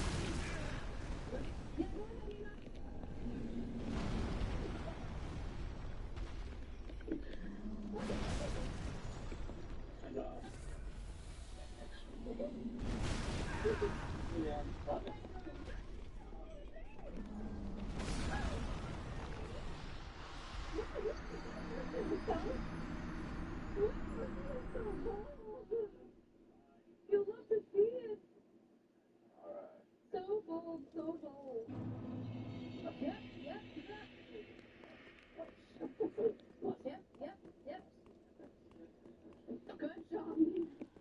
shared his experience with Nina, where he went there expecting professional pursuit, only to be met by a stranger named Nina, the fucking boogeyman here, coming up and giving him this massage where she was very clearly making a joke of it by just like stroking him, like just grabbing on his ass cheeks there. He was grabbing him with a fucking motorcycle. It's not an accident, it's not unintentional. She didn't just like wander down there while trying to get a legitimate massage. She is literally honking on his butt cheeks. And people are laughing about it, making light of the whole thing. Like, Nina, with this. It's sexual assault. If that was a man that did that to a woman that was lying on that table, how many people would be laughing? Probably not very many. I imagine it'd be crickets for the most part. It'd be more silent than a James Corden stand-up routine. It wouldn't really come up there. It wouldn't really be viewed as a holly jolly good time. I imagine most people would immediately try and say, like, stop and step in, put the kibosh on it. But not here. Here, it's just truly a joke. Move on. Just because it is doing this to a post, it doesn't make it not sexual assault. And in Toad's statement, he even does. He has no idea who she was at the time. She just stepped in, did this. He was extremely uncomfortable, but didn't say anything in the moment because there's a bunch of cameras in his face, and it's hard to try and like speak up in front of that because then it creates a situation. So it's an extra level of, to speak out and express, negative feelings in a case like this. Because, well, maybe now the streamer's there to meet you with the bad guy, or the chat starts attacking for something. So it's a situation, and something starts to be mentioned. There's something that I've seen for media time in the past about, like, it was hard to say anything in the moment because of all these cameras and all these people. And it's very true. Again, if this was a man that was doing this very good lying on that table, a complete stranger, just starts, honking on her butt cheeks there, how many people would do it? Probably not. It shouldn't be treated differently than before. This was still a non-consensual sexual act that was performed on Toast and Saeed that is not being taken seriously. He received a week-long ban, and that's it. And it's not like he herself has Gucci-balls into a better person or anything, learned her lesson, expressed any real level of remorse or anything like that. She is still treating it as content. Like, just the idea of her sexual assault is now a joke on her stream. Like, I can that's crazy to me. That is just crazy. I know she issued an apology statement not long ago, which I think is pretty blatantly obvious, not her words. I think that was started out through an actual PR firm, because I don't think she is capable of something like that. I'll stop blabbering here in just a moment, but it is so wild to me how little Twitch did here, and how little they seem to care about what's happened on their platform here. In the past, they've made plenty of questionable bans and unbans. Like having full-blown sex, penetrative sex on stream was a 3-day ban. And many other such cases of similar things, like that lady who full-blown spread her butthole goatee style on stream, only being 24 hours, stuff like that. But this is something so different from that, where that sexual content is something that shouldn't be allowed on Twitch and isn't by their own rules, and they don't seem to really enforce them all that well. This is literally not even just against their rules, it is against the law.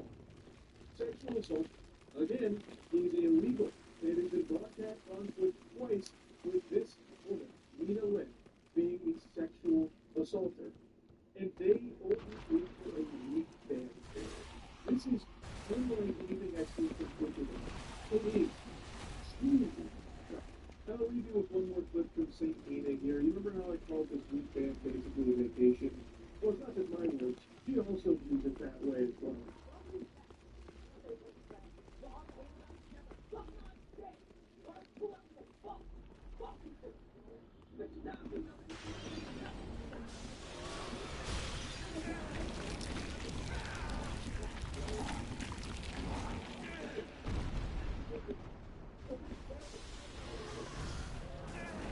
Nice work, Twitch. They paid jail for something. Unbelievable. That's really about it.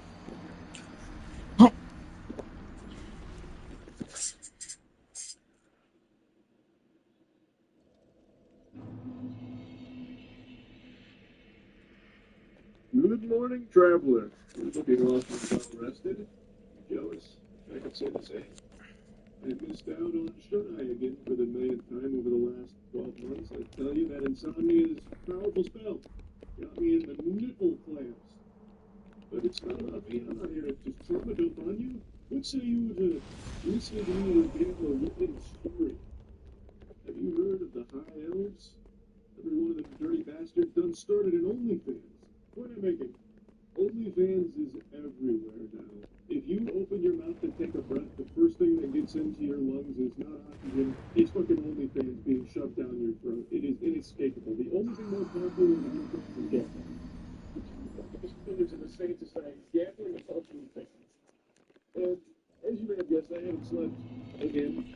And in an effort to make myself sleepy, I started just doom scrolling, which kind of like noise, but I did stumble across a very interesting feud in the OnlyFans world where a creator is calling out the queen of OnlyFans, Sophie Rain, the LeBron of lingerie, Tiger Woods of wood, the Tom Brady of ladies, Wayne Gretzky of latex ski.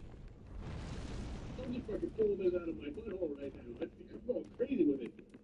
Sophie Rain is like the most popular creator on OnlyFans. You probably heard her name before because she's often flexing how much money she makes through OnlyFans. Unfathomable wealth. Where she's posting screenshots claiming that she's making over $90 million through it and providing like proof to back up her claims and constantly defending that she's making just millions of dollars there. And there's a creator calling that out as fake.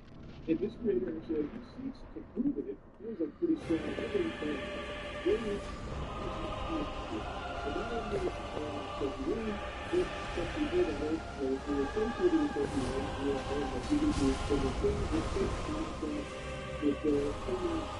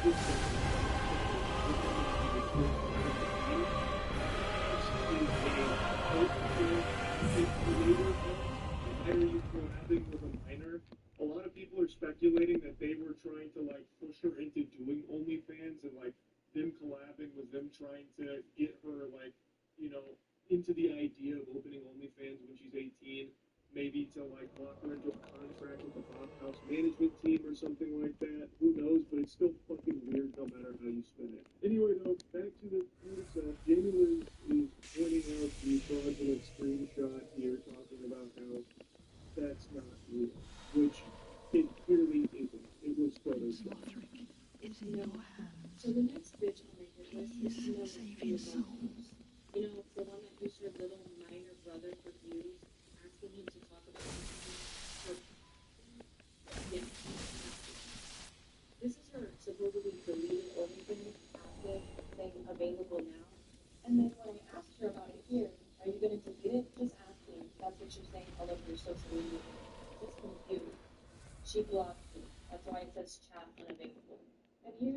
I was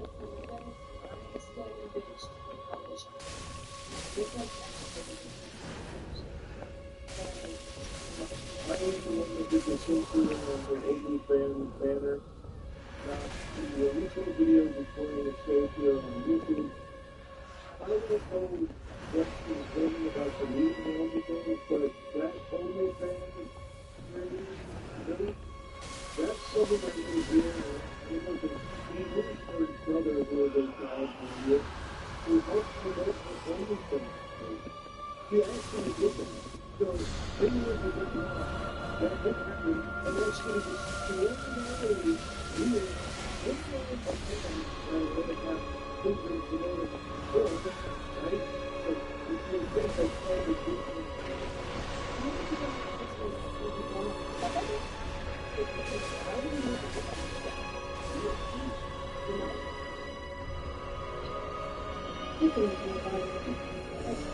Marketing so innovative, Ubisoft is going to take a page out of her playbook pretty soon. So, that shit is indefensible. Now, Jamie Liz mentions that, calling it weird, which it definitely is, and then she's referencing, I guess, Camilla talking about how she's deleting her OnlyFans, but it doesn't seem like she actually is, thus she's scamming viewers. I'm guessing the scam would be like, I'm deleting my OnlyFans, so come subscribe now while the content's still up, otherwise you're gonna miss out, it's gone forever. I'm just taking a guess, I'm spitballing, but I can't actually find where she was saying that, but I have found a lot of people talking about it, so like a bunch of Reddit posts. In the least surprising news, Camilla has officially left OnlyFans to start selling people AI skin courses. And she is really just an absolute winner. Jackpot all around the top monster going to OnlyFans the AI scam guru courses. And then saying also discreetly keeping everything. I don't feel like looking too hard to know if her OnlyFans is actually still active or not, if she followed through on deleting it. I have seen articles also reporting that she is now talking baloney courses that are AI focused, so that seems to be her news whistle. And Liz once again was part of that. And now, the big video where she was calling out Sophie Rich. Posted a video, basically stated once again, and I'm talking with a lot of information. What color is this underwear? You can all see this, right? It's blue. It's blue, and this fake website that she calls the name Jesus Christ. The blue death. Up here, white. White. Not blue, right? Okay, next. When she says she reloads the page, let's get back to that right there. She's scrolling. She's scrolling. She's going up and down the page. When you go to page on OnlyFans, that's what happens. Every fucking time you get this little loading. Every goddamn time it does not matter. On the right fucking screen, alright? Yeah, to me that felt like kind of secondary the relationship between the two the baby baby. They got usually influence that knows who that she's top order, top dog, and those something like that. But the loading thing, that's pretty hard to argue. And that's replicatable. Like if you have an OnlyFans and you like something, you can check for yourself. And based on what I've seen and what other people are doing, it looks good. Maybe you're doing the same, if they're really pop up, you're listening, they're really pop up, and anything like that. They're feel like that's great. And that's what it's just like, you can bring some media to those.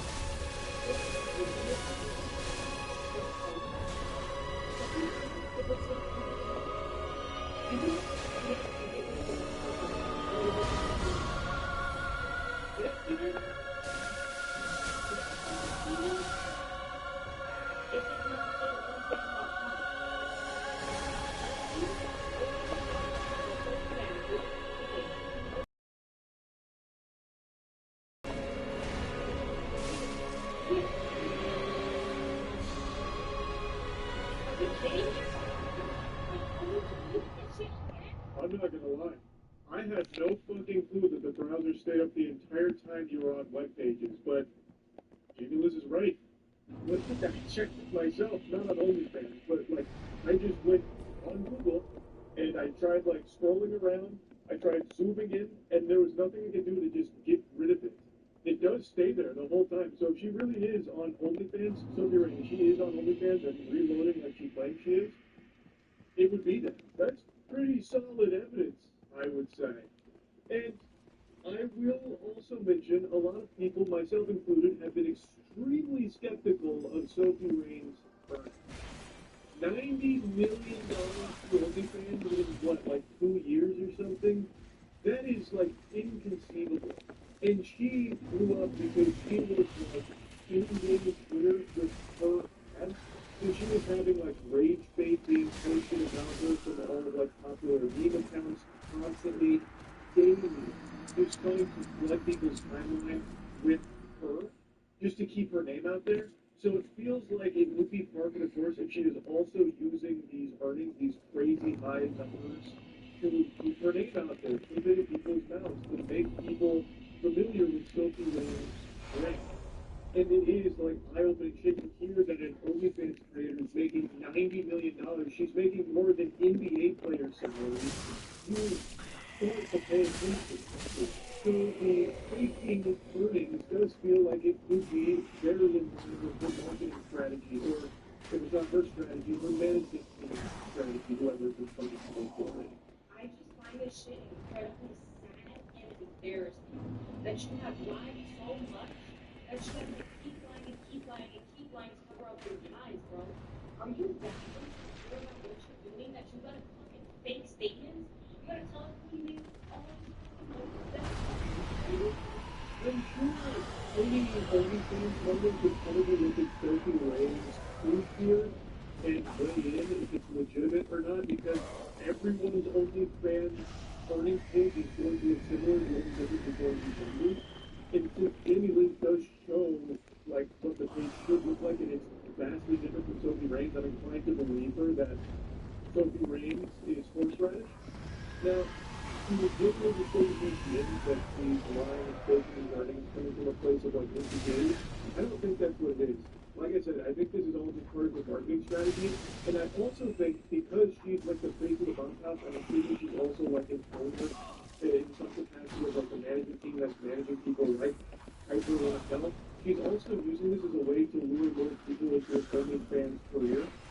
By having these numbers constantly flaunted, there are tons and tons of girls that are going to see this and believe that this is like a really viable career option to make a lot of money very quickly. So they'll follow Sophie Rain and Hyper Raquel's example. So I think this is also a way for her to try and get potential clients to sign with the boss house or something like that. So her and her team can make more money off of them and their content. I think the whole thing is pretty funny. It also plays on people that are in a desperate situation, which is all the other people in the current day and age, where someone might see all this money that Sophie Rain and the Bob House is generating, these huge numbers that may or may not be accurate, and they just say, fuck it, I'm going to do an OnlyFans too, and it doesn't go the same way it did for them. It is a scummy thing to do. And I think Jamie Lynn is right to call it out, 100%. Now, again, I don't know a whole lot about OnlyFans, but what she's provided here seems pretty strong. Anyway, though, that's really about it. Yeah.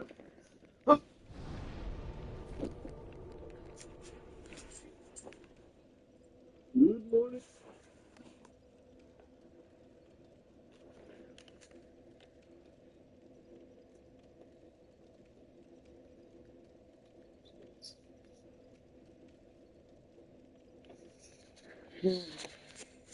Have you ever been bullied?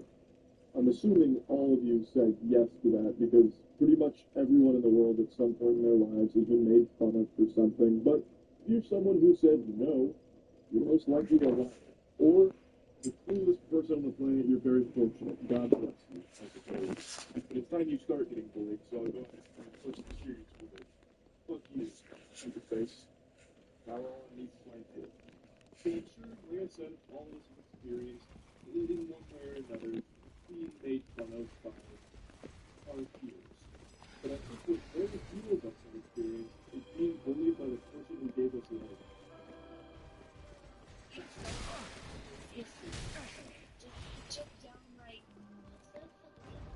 This lady who kicks off this rant with a Chewbacca streak is an OnlyFans model who has a child. And she's about to go on this big spiel about how her child being sick at school has consequences. And she just starts insulting her own question block. Admittedly, I'm also a bit confused at what she even means when she says she's downright mother fuckers today. Am I out of touch or is she a problem? I don't get what that means. It seems like she's just desperately trying to be like 14.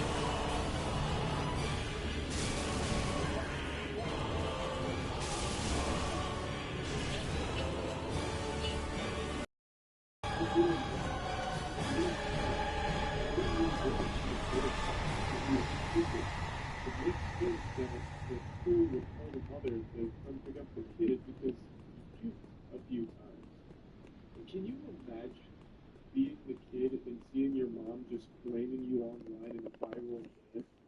Like, that's the intentional command to experience. Especially if, like, his classmates see it, that'll just be infinite ammunition to use against them anytime they want to make him feel bad. Just bring up that his mom insults him publicly online. It also feels so weird hearing his actual mother refer to him as this kid. That's like something you used to say on Xbox Live during some Call of Duty 50. No, this kid's just fucking camping, one-man army, coward. Like, I don't know why she, like, harbors such disdain for it here, over something he can't control. You can.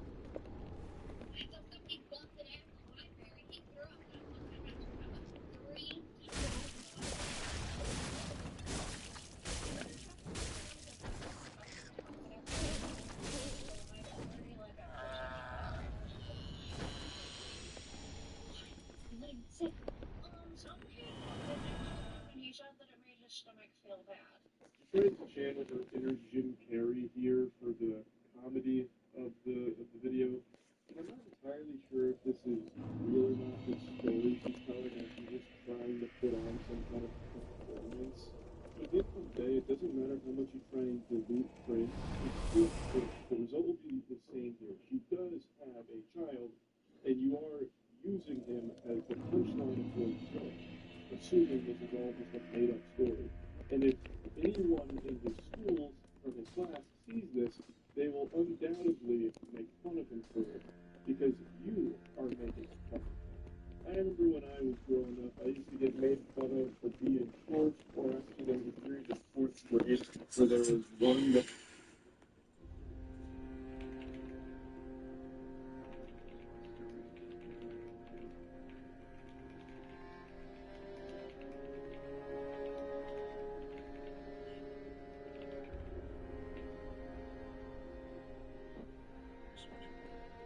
look to make fun of his really red lips, so he called me Lipstick Boy. He was the only one that made fun of me in that manner, but for some reason that really struck a chord and it made me feel terrible. I couldn't imagine just living with me like look back and seeing my mom be like, my son, you found this someone right out of school for it. What a weak boy, what a weak little man. It makes me upset when I'm back like, fuck, how about the have some naughty sex? And now I get I wondered if I'm not terrible. It's like you that unclean and such an unbelievably profound lie. It would actually hurt more to think a fake story like, no, I'm not even lying about it, just to dunk on me for internet purposes. Like, Jesus, why are you treating me like a punching bag? And of course, I go into school the next day, afraid, looking over my own shoulder, like every step the way down the hallway, wondering who's going to insult me if they happen to see my mom's viral video.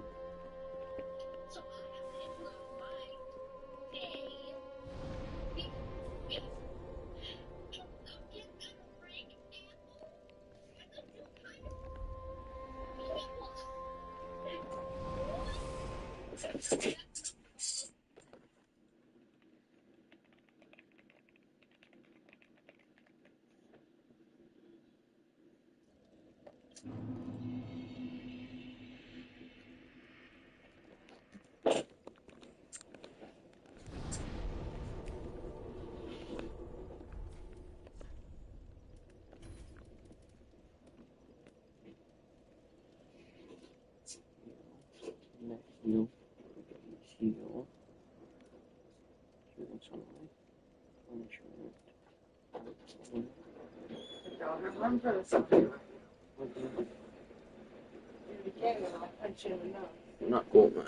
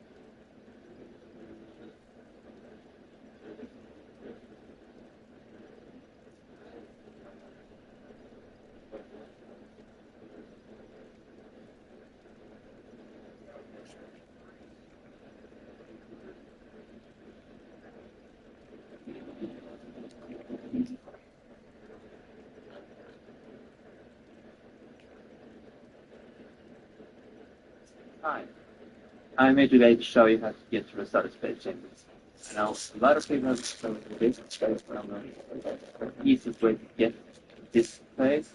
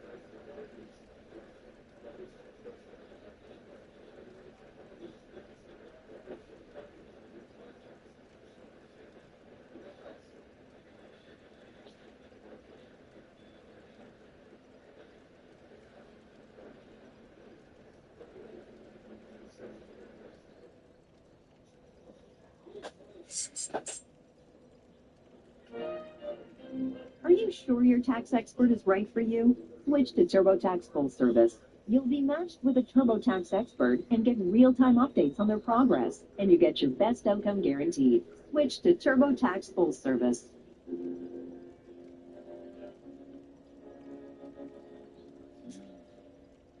I'm Kindle, and fast on the trail of the Lords absconded. Then these red eyes are for you.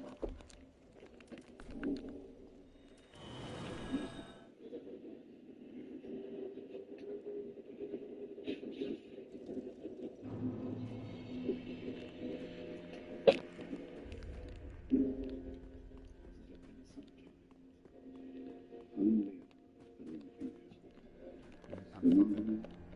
I slipped you those red eyes sometime ago. You're making quite an effort of it, so unfortunately, if you and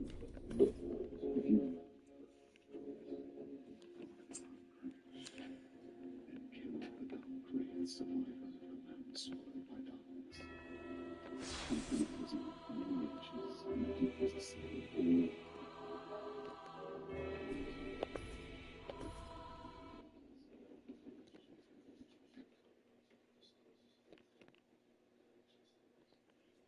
No, out.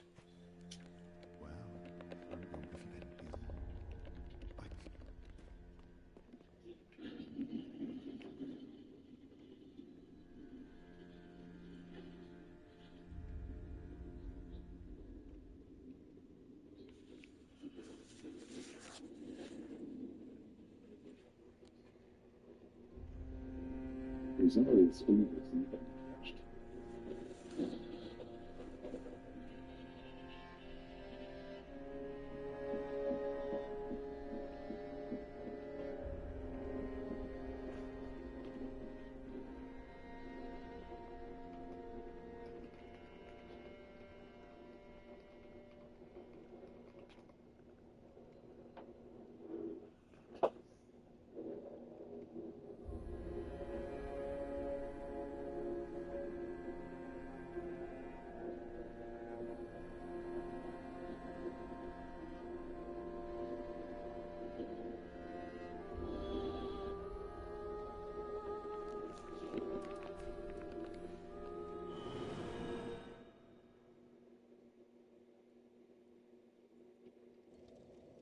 Welcome.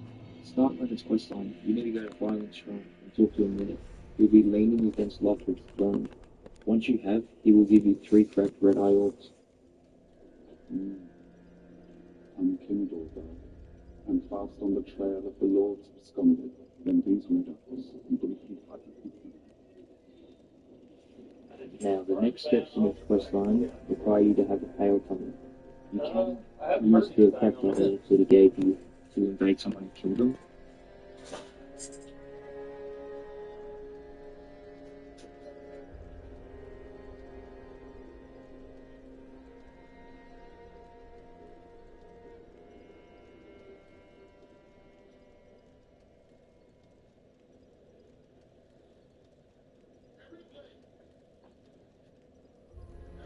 Out.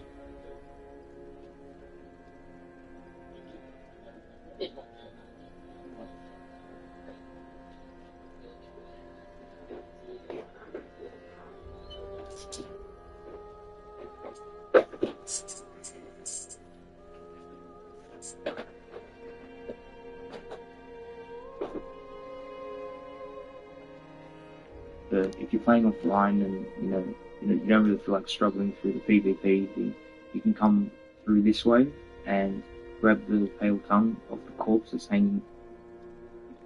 Corpse. Then You okay? It's different, but you'll love it. Now go save some money.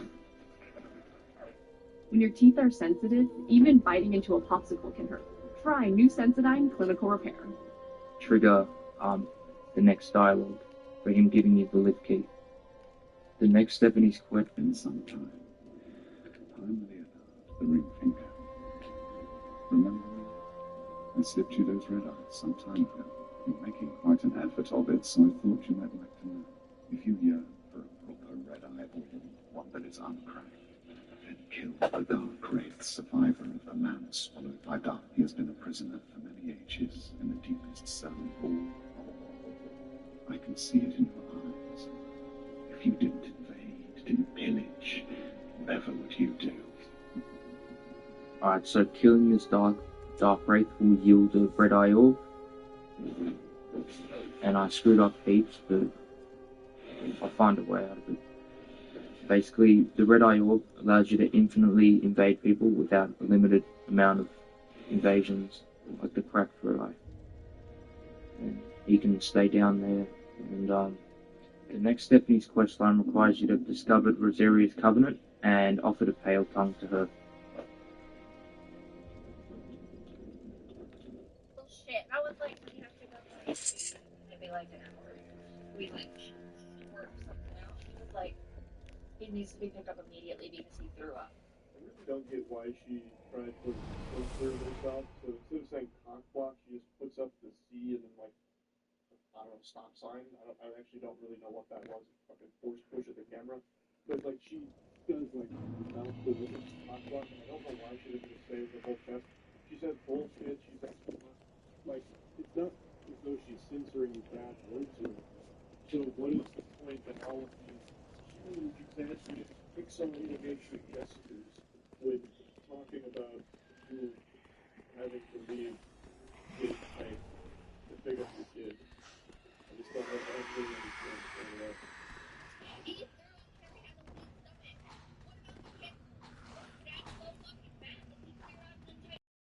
Doesn't mean what you think it means, lady. It doesn't refer to farting, it refers to falling and putting stuff. That's when you bust ass. What you're looking for, what you're trying to use, is ripping things, is what you're trying to do. You're not using the correct terminology. You're not using the correct scientific nomenclature to refer to this incident.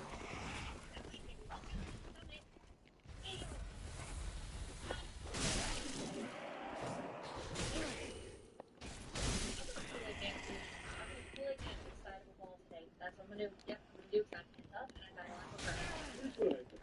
I think at some level this story has two elements, but it's embellished for the sake of her being able to exaggerate, because she thought it would make a silly video that TikTok would jump on.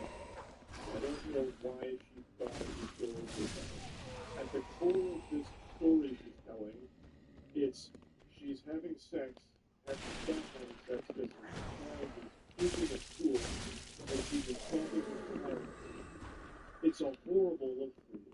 This is not a story you'd ever share because it's you because it would be embarrassing and make you look like a very uncaring mom. But if it's fake, it makes you look like an attention-seeking clout chaser that will use their kid as a stepping stool, like a fucking doormat, for some clout. There's just no winners with whatever your plan was with this video. Regardless of the authenticity of the story told here, at the very least, it is cringe. So yeah, that's really about it. So yeah.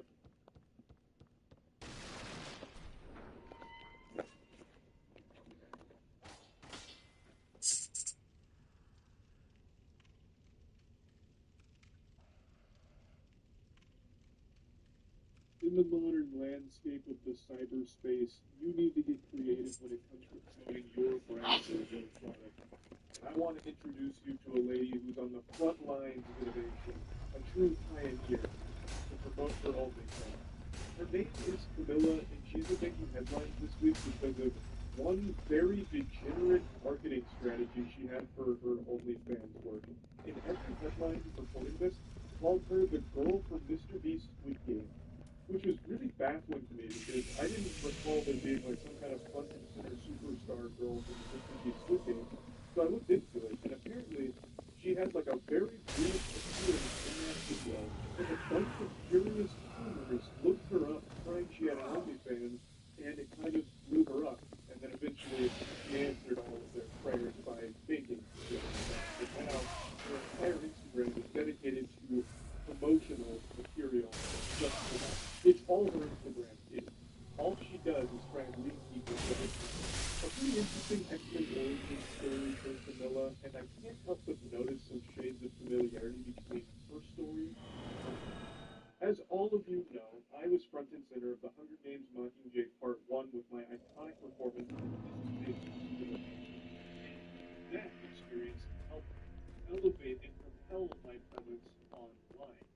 very similar to the first arc. However, that died first, whereas she went to showing her butthole, I went to talking about butthole. So on Fork Road, we went our separate ways. And now she's making some weird choices when it comes to how she promotes her own business.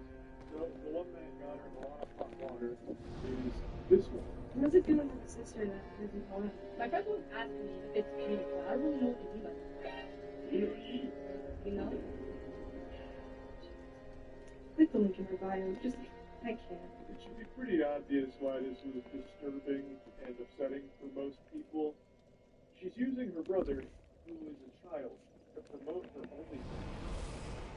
That is some twisted shit. So she has him say that his friends tease him and ask if it's pink, which is talking about her vagina. So she feeds him that line to say, asking about her beef curtains, so that way she can pretend to be shocked that he said it. And of course, this is all complete with the Zoomer editing stock sound effect package, so there's constant fucking sound effects and jingling keys going on every single action, which is beyond annoying. But it's just so weird to use a kid, your own brother, to promote your OnlyFans, and then have him say something about your pussy.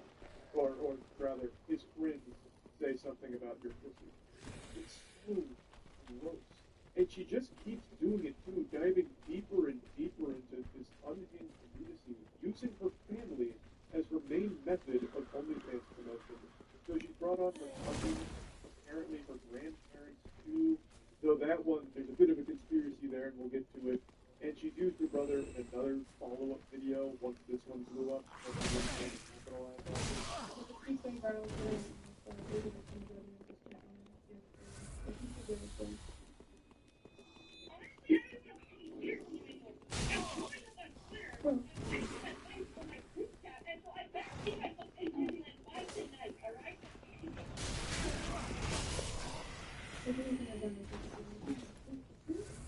I actually feel really bad for the kid here because I do think there absolutely is some level of bullying that probably happened to him as a result of that video blowing up. But now he wanted to be the marketing mascot for his OnlyFans.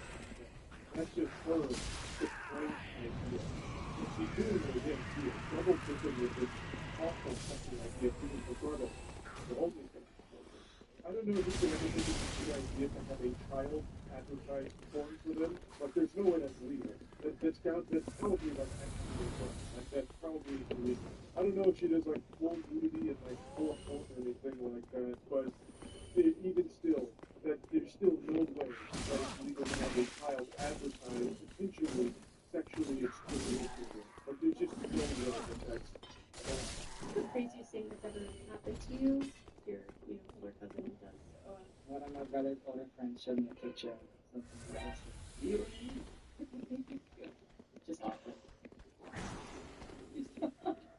Yes.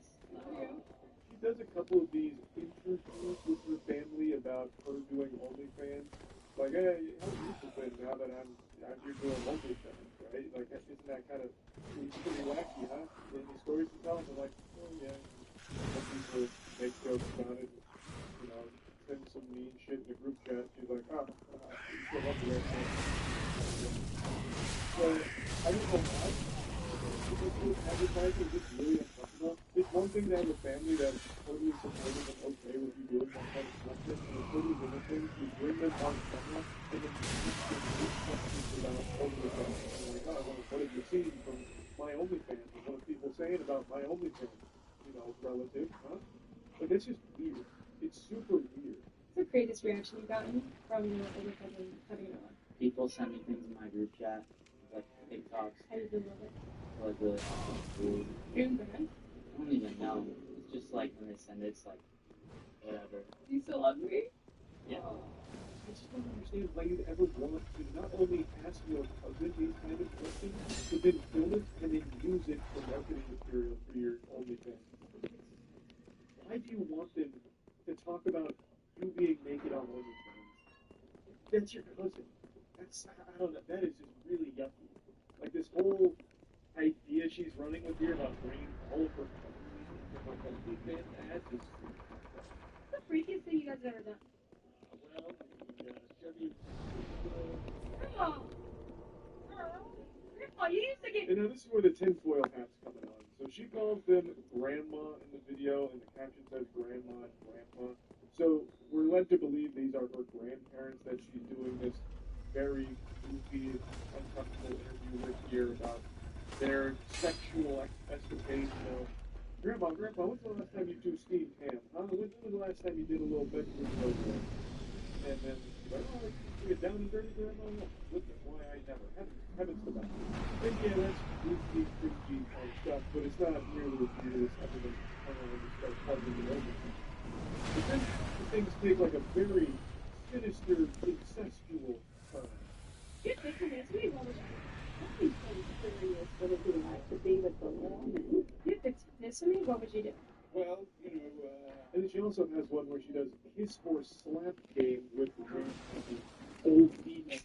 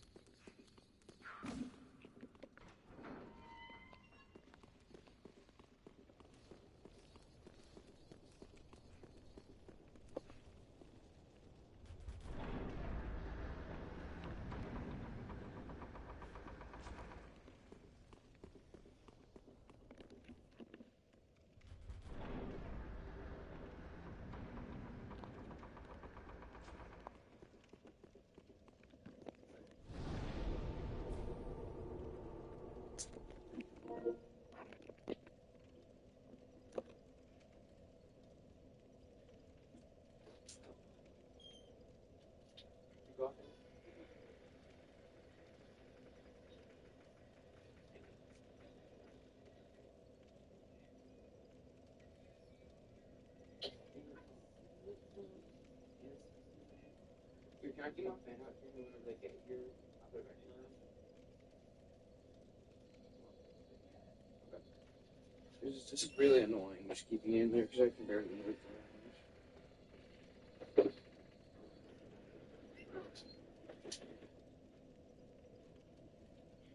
Would you rather kiss or slap her granddaughter's ass?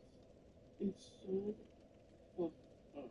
So, the conspiracy is, it's shameful to admit this, but it's the unfortunate truth that just by looking at me, you probably couldn't guess that I have been active in the gym for about a decade.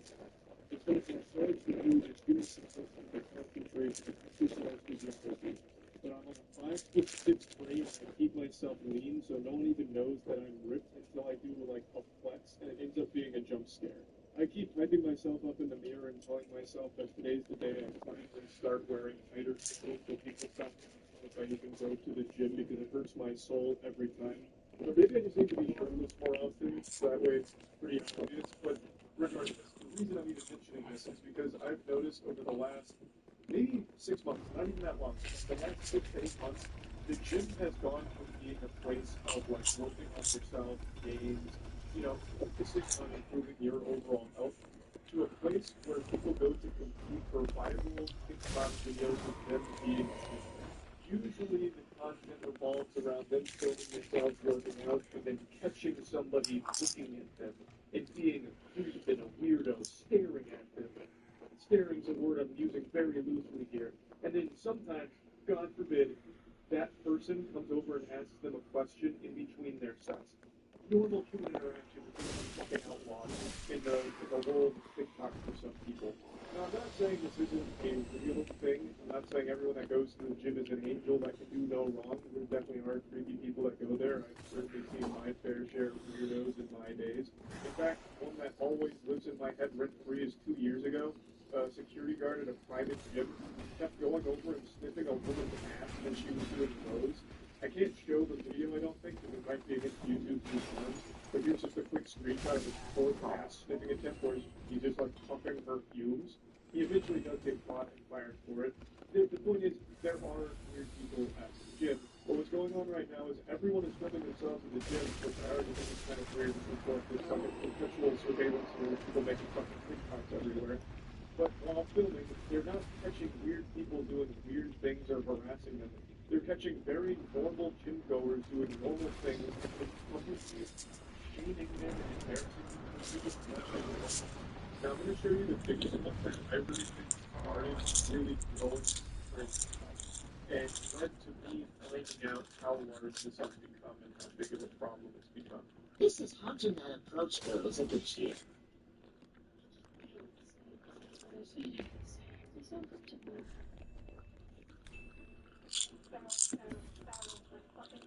You can immediately see a problem here. She's making a stare counter every time the guy even glances in her general direction.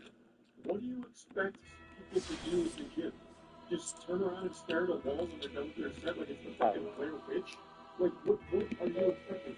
The guy is in between his sets, so he's just looking around. He's not even staring at her.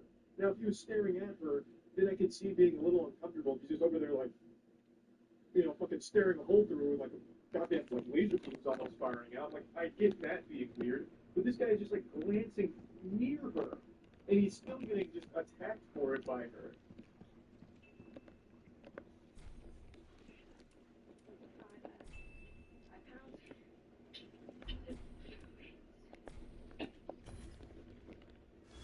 Somehow the stare counter's at 5. I guess she's counting every time he's in between blinks now.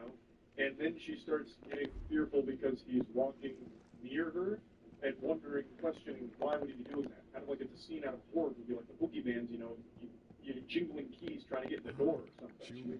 But she immediately answers why he's walking over it. It's because he's grabbing a sanitary wipe, showing good gym etiquette to go wipe down the machine he was just using.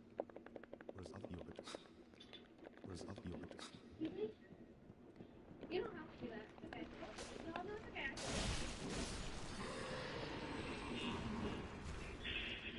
Unfortunately, this guy made a big blunder here. He committed a cardinal sin.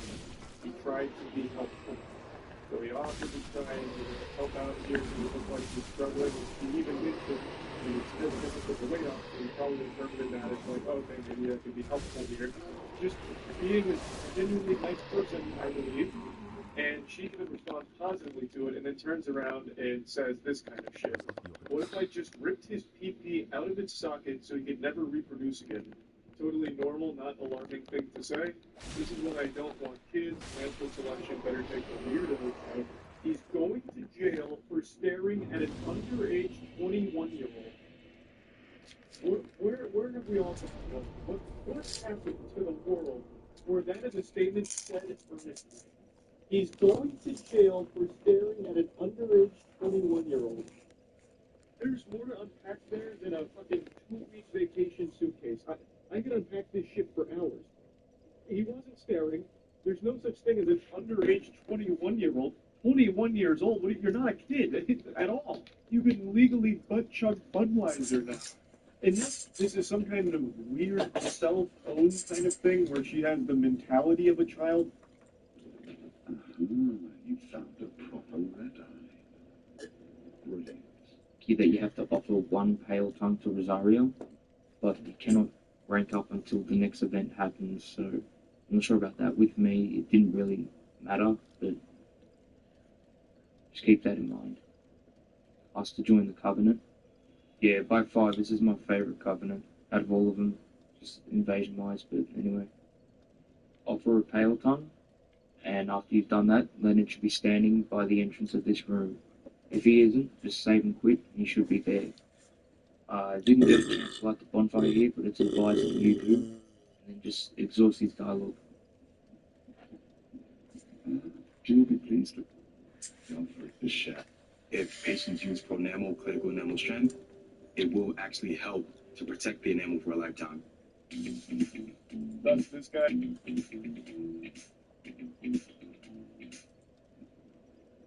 Rosario's fingers need only fetch tongues for their mistress. You are free to believe that. Alright.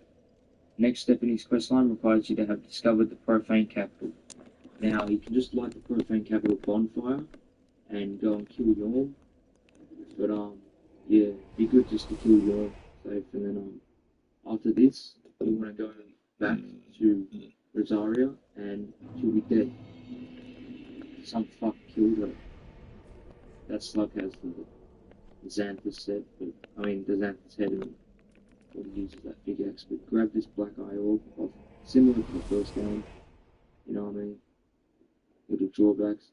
Head straight to Anor Londo and kill Aldrich. I've already killed him here, but once you've killed him, just saber through the area and then head into Guinevere's bedchamber.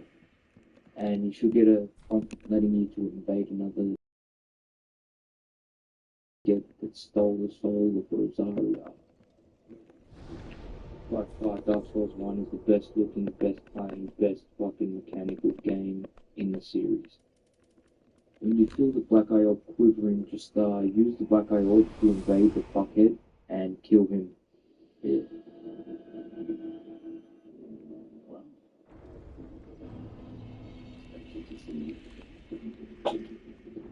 Sorry for the poor thing.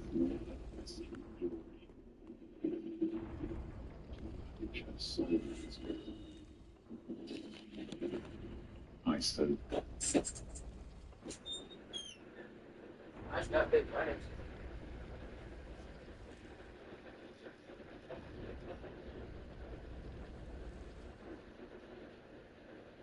Now something itching is not like if my hand over it, start calling me.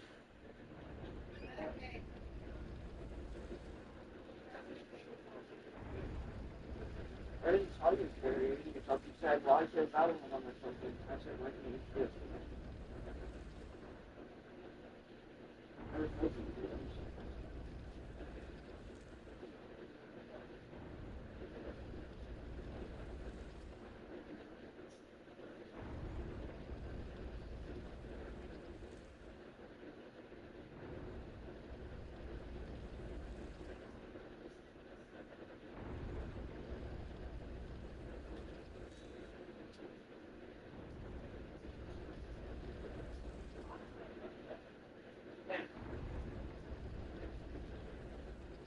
Show up.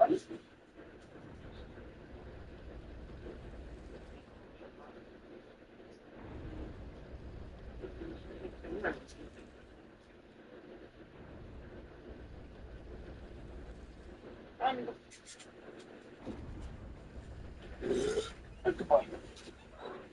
See, Leonard. Choose one of two things. You can either restore her and be able to respec and all that throughout this NG, or you can trade her with Bloodleft to get the Bountiful Sunlight Miracle. Alright guys, this concludes Leonard's questline. I won't be making videos for a while. I should go to jail? Staring at her? I don't know. Like, I can't even, what kills me figure out what she was trying to say with that last statement. But anyway, I'm just going to keep on this one because everyone has already touched on it. She's issued an apology about everything. But I want to give a quick shout out to Joey Swole. He's a very prominent figure in the community, and he's been doing a lot of good work calling out these kind of videos. And here's another stinky video here. So this guy gets called out because he walks across the track she's about to lunges on and looks at it on the runway. Then she says that she catches him still staring. There's no way. I'm so uncomfortable right now. And the caption even says, in quotes, it's because of your outfit. I don't know if she's accusing him of saying that, like he shouts it at her across the room. Excuse me, milady. I looked at you because of your outfit. You drew my eyes to you. It's your fault. Or if she's just saying that as like a way of calling out behavior, I'm really not sure. But Joey Spoon, talking about this video, pointed out something that I think everyone who's ever been to the gym will recognize. That not only is the guy on camera, again, the reason why he looked at her while walking by is because he's going by her path on the track. So perhaps he was looking at her to make sure he wasn't moving in her way when he was about to start lunching. I feel like it's the most obvious explanation here. So regardless, doesn't do anything into her view. He looks at her while he's walking by, and once he's through, continues going forward. Like, I don't understand what he's doing. To me, it feels like this lady has recorded every single one of the discussions for the last week or so after noticing that someone would be weird and creepy to her, but she didn't get that. So she just decided to go with the one that's almost somewhat different for a guy who looks that way, but walks by, and chose that one versus this. Because nothing bad happens here.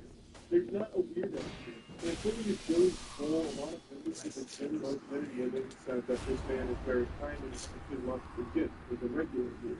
So it is pretty fucked up and changing for her to make this video trying to change him for doing nothing wrong. This guy.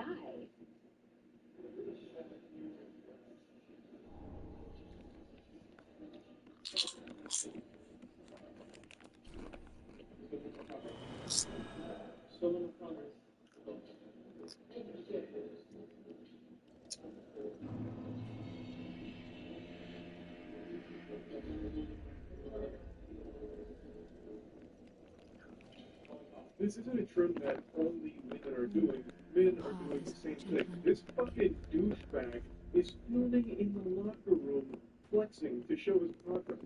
The guy in the back that he's calling a schmuck is 100% right. You cannot be filming in the fucking locker room. Like, what do you think this is, Brazzers? Like, what the fuck are you even thinking? What's going through your smooth brain? Everyone just wants to think that they're the main person. Hold on.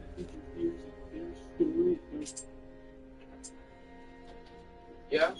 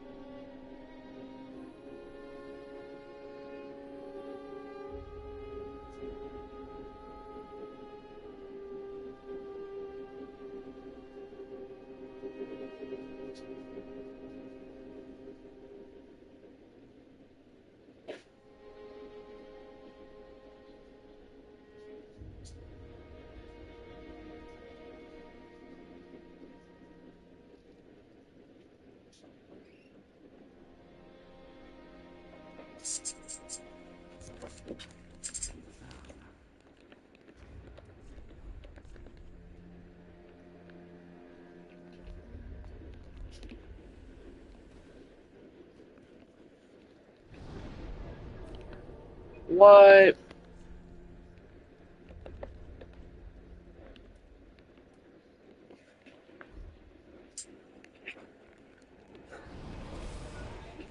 Hold on.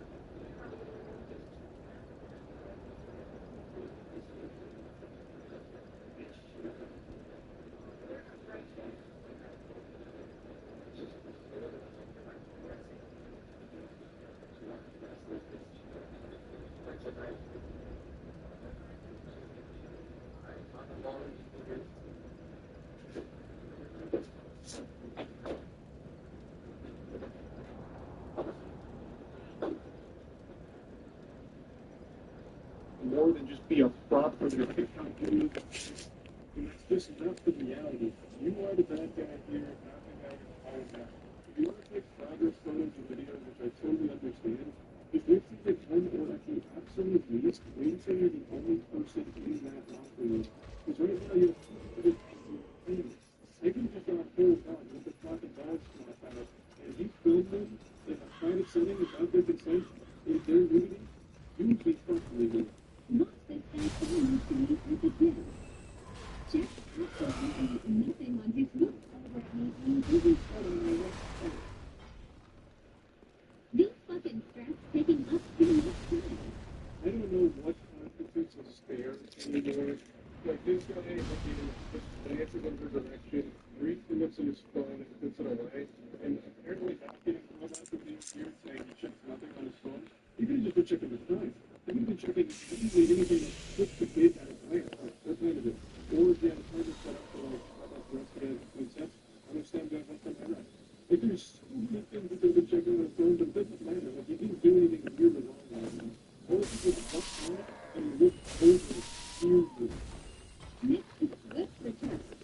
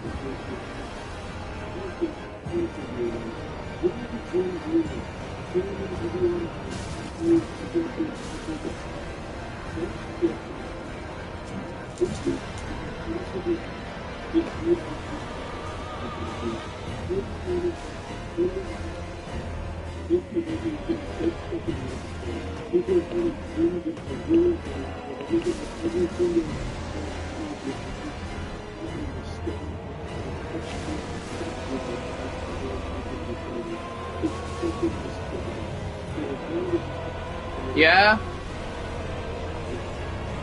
Alright.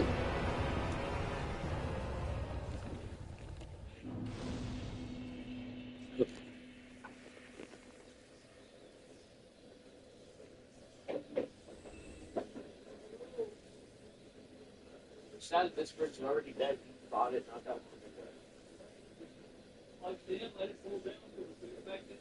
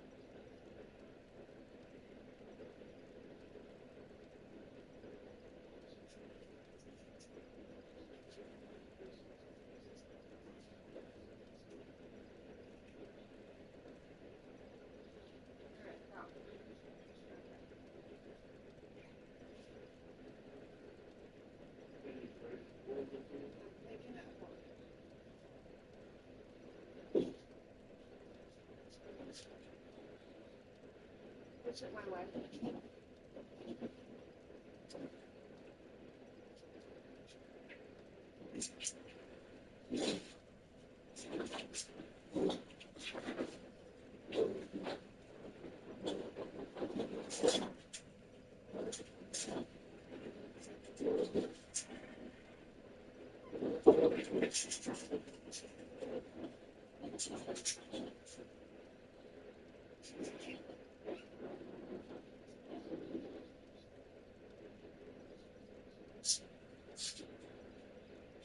Hey, you want to help me get this one out? Sure. This one's really light.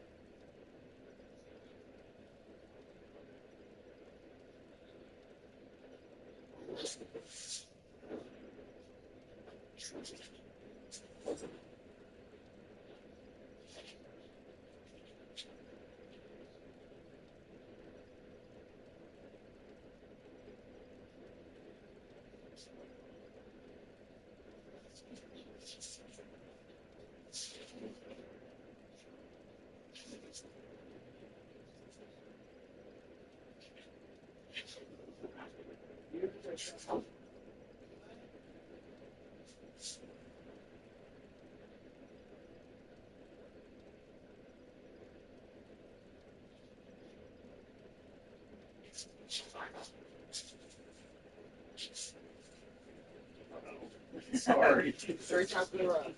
Yeah.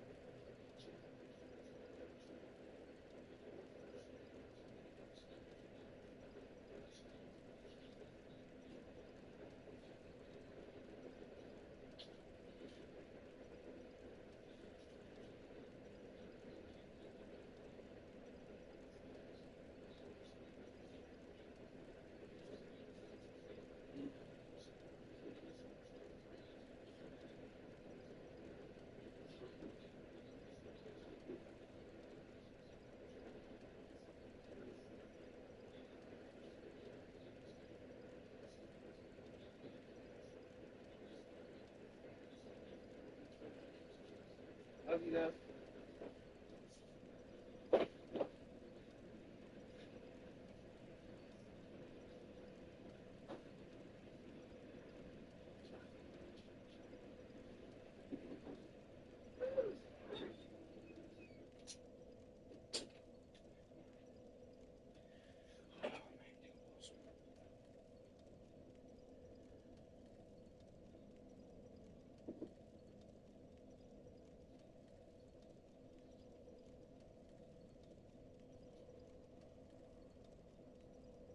I have definitive proof that there aren't just some people out there that thrive off arguing for nothing.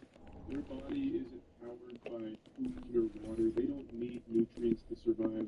They just need fuel for the nonsensical, worthless arguments. Absorbing sunlight, but they don't need to absorbing Okay, you can do that. I'm trying to go home. I just didn't work. Like, you don't need to swear at me because your dog. Talk to your dog. Nate, no, I don't. You should be able to control your dog. And I'm literally right here. You're being weird. You need to exit the door. Apparently, Rick and Ford's building, that woman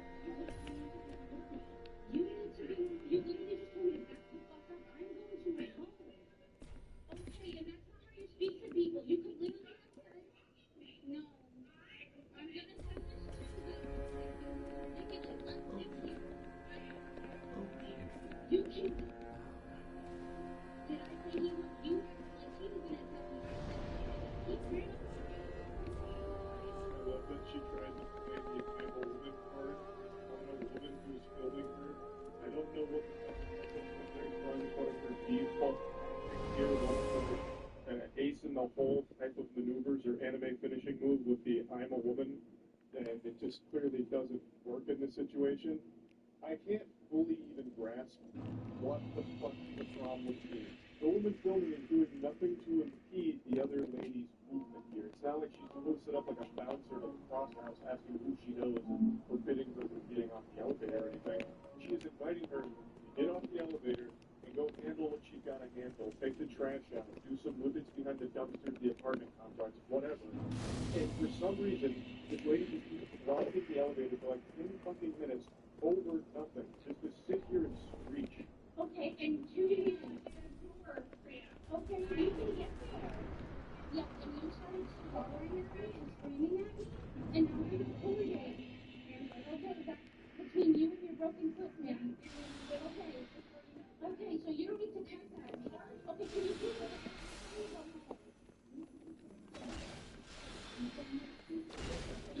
She tries to throw a pity party, but nobody shows up. Starts complaining about her broken foot in the ambulance with a side of French fries. She's already come down here with her goofy little broken foot, so clearly she's fine walking on it and has no issue standing on it for a long time walking this elevator. So I imagine her plan was to walk and accomplish whatever business she's down here for, whatever her objective was. I don't think she's here waiting for a stretcher to carry her there, so she's clearly already walking on that fucking fractured foot. Even though I guarantee it's I know that it's not broken, so it's making shit up. I'm surprised she didn't go a little harder there and say shit like her kids have been kidnapped and now the lady filming is going to be responsible for their death and she's taking her ransom money to kidnap her or something.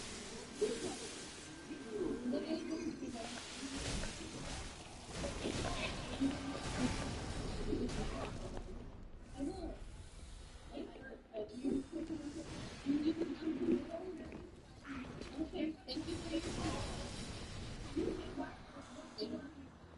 You don't need to know that.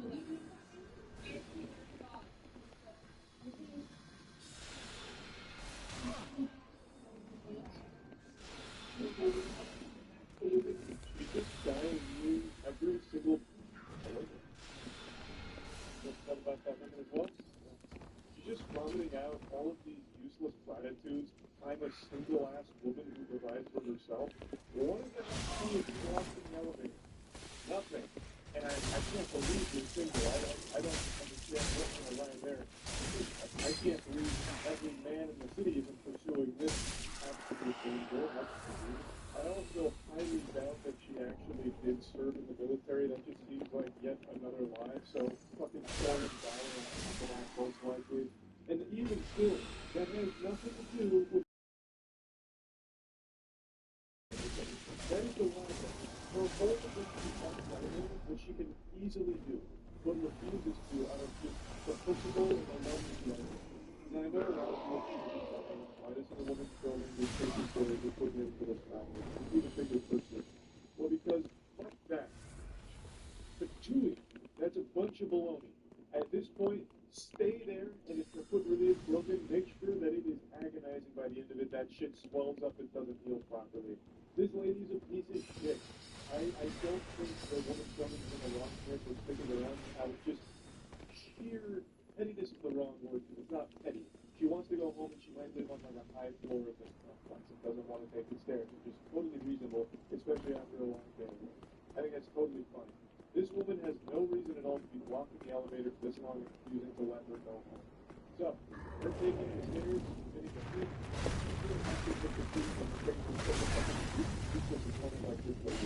You didn't respect me either.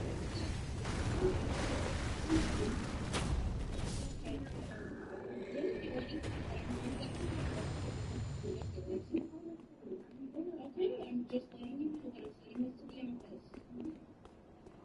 Alright. You're the one who said okay. Alright.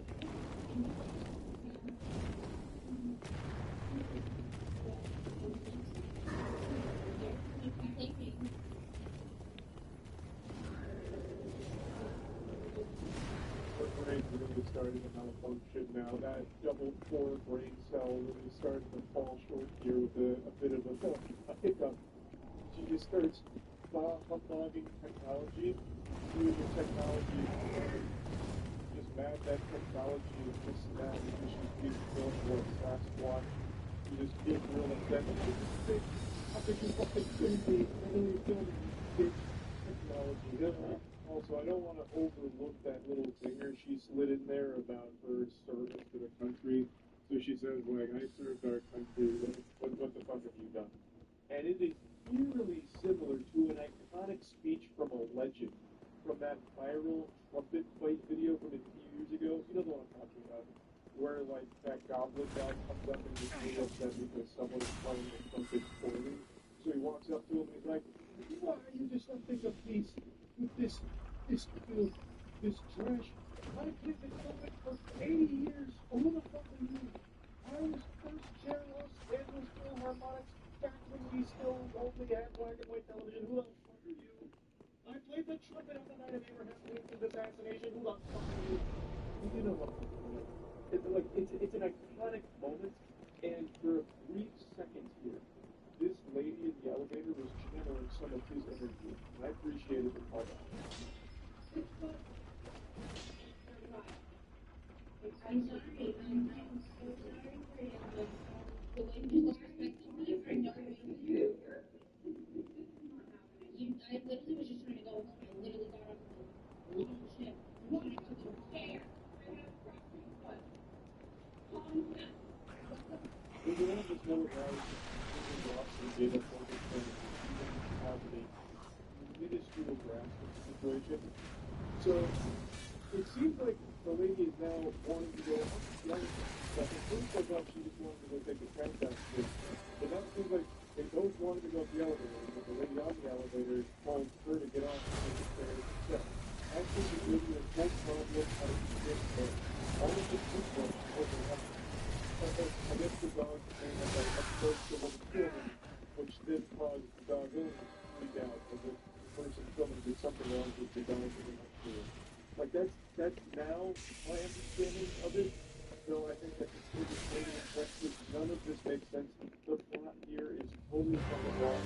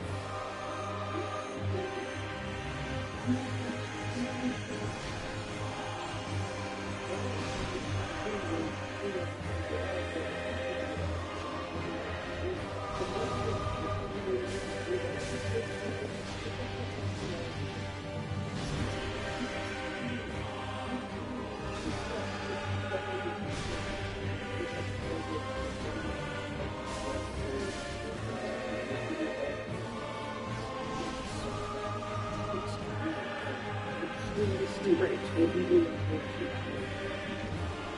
You need to get off the medication that you're on.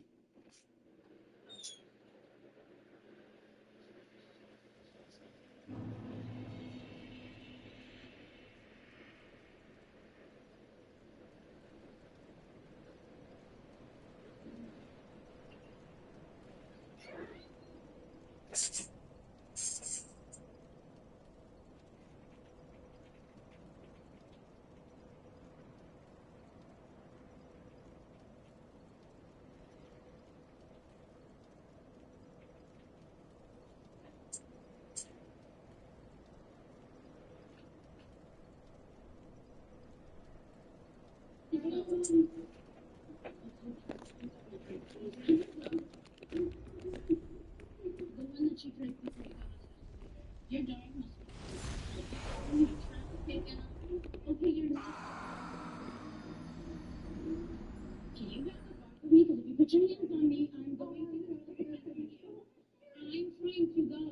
That was a horror movie approach right there. She had that this shit with witches long cycle long enough getting right in her face. I really half expected her to see Peter John scream for a jump scare. That was some terrifying shit. Maybe her foot really is broken. And if that's the case, I'm glad that she's continuing to put so much pressure on it to make it worse. That is fantastic news here. Incredible strategy. She mentioned that she's not on medication. I think it's time they start exploring that there's something that's going to get here. This is not helpful. Or maybe the lady has been completely alcohol by she's had a couple drinks already. Or maybe she took a stupid potion with breakfast. There's really so many possible explanations, but none of them excuse any of the behavior here. Please back up. Government, I do not care if you put your hands on me. I'm going to call the police. Can you see this? Do you see this? I just want somebody to. I'm just trying to get the elevator. I'm going to call the police. If you didn't have a fear, if you try to verify me, I'm going to be.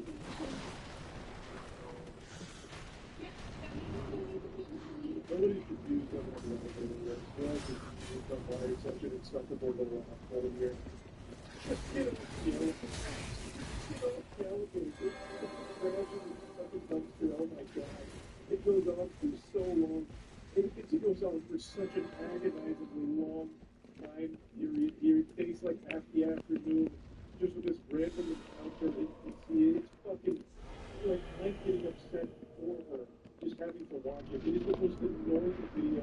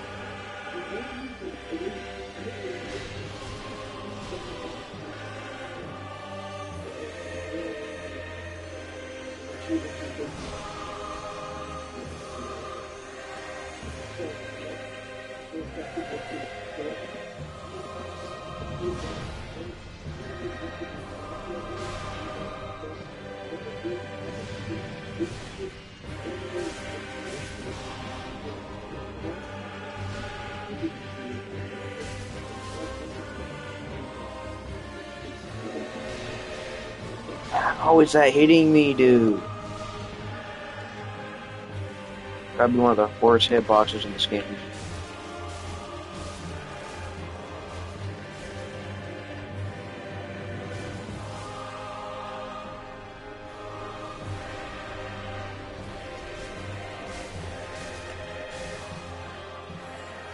There we go. Alright. there is Warren Moffat.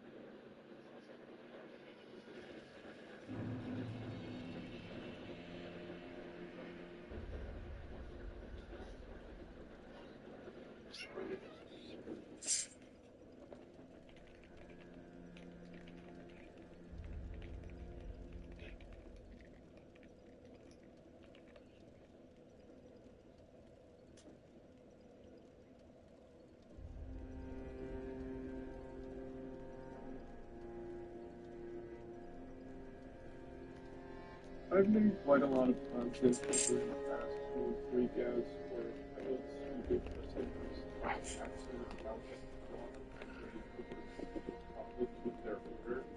And they range from like goofy and silly to downright sad and tragic. Like the time a guy shot 2 Subway workers, killing one of them because they put too much mayonnaise on his sandwich. This evil, smooth-brained idiot actually took someone's life because they were a little too condiment. Jesus Christ. Mayonnaise may not be an instrument, but it was a death sentence for this worker, unfortunately. It's beyond tragic, and what's even sadder is just how common these kind of responses are in the fast food industry. That is far from the only case of someone losing their life for something super stupid and like too much money. And I know I've talked about that story in particular before, and many others like it, and today I want to talk about another situation that happened a couple days ago. This one has a whole video. And this video is shocking. Like, this is more shocking than the Into a Dark Man film. It had my eyes wider than the first time I gazed upon a bare breast. It has so much going on over something so little. So I'll quickly give you the lore here, the motivation behind what you're about to see, so you can watch this video in a pure state of bewilderment over the reaction to something so insignificant. A customer goes into a restaurant late a couple nights ago, and he orders chicken and waffles as well as fishing coleslaw. He is served and even appreciates the food, he eats it, and then leaves.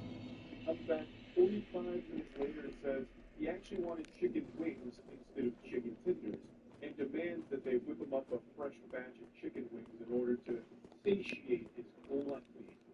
Well, the store is 5 minutes to closing, and they say that's not really, on the table here, that's not really required to about to close, so you can't do that.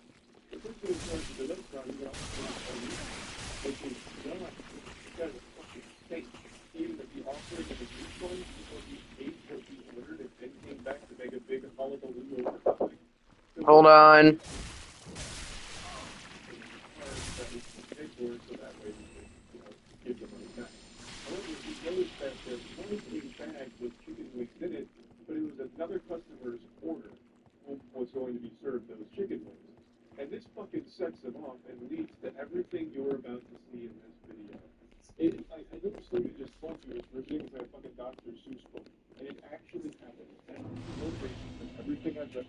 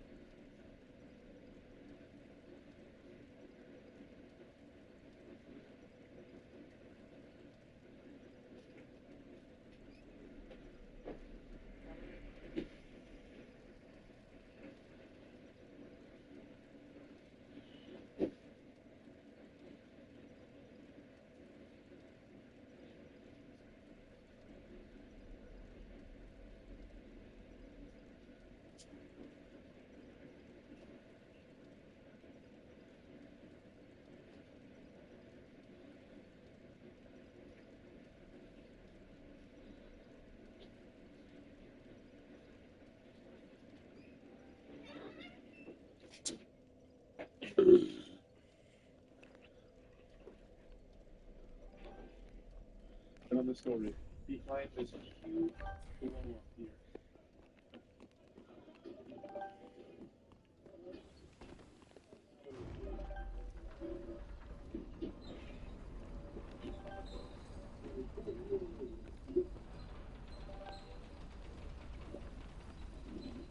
Obviously, we're coming into the action after the first quarter here, so they're already in a bit of a scuffle.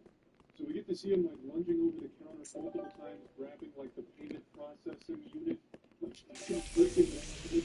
When he's unsuccessful there and falls off the counter, he runs to the door and rips it off the hinges.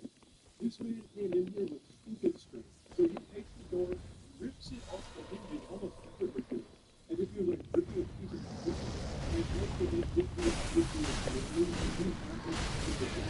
so he probably clearly has people in the house just pulling out. So it makes this is just really kind of a thing. He's going to Superman mode. He becomes like some kind of invincible.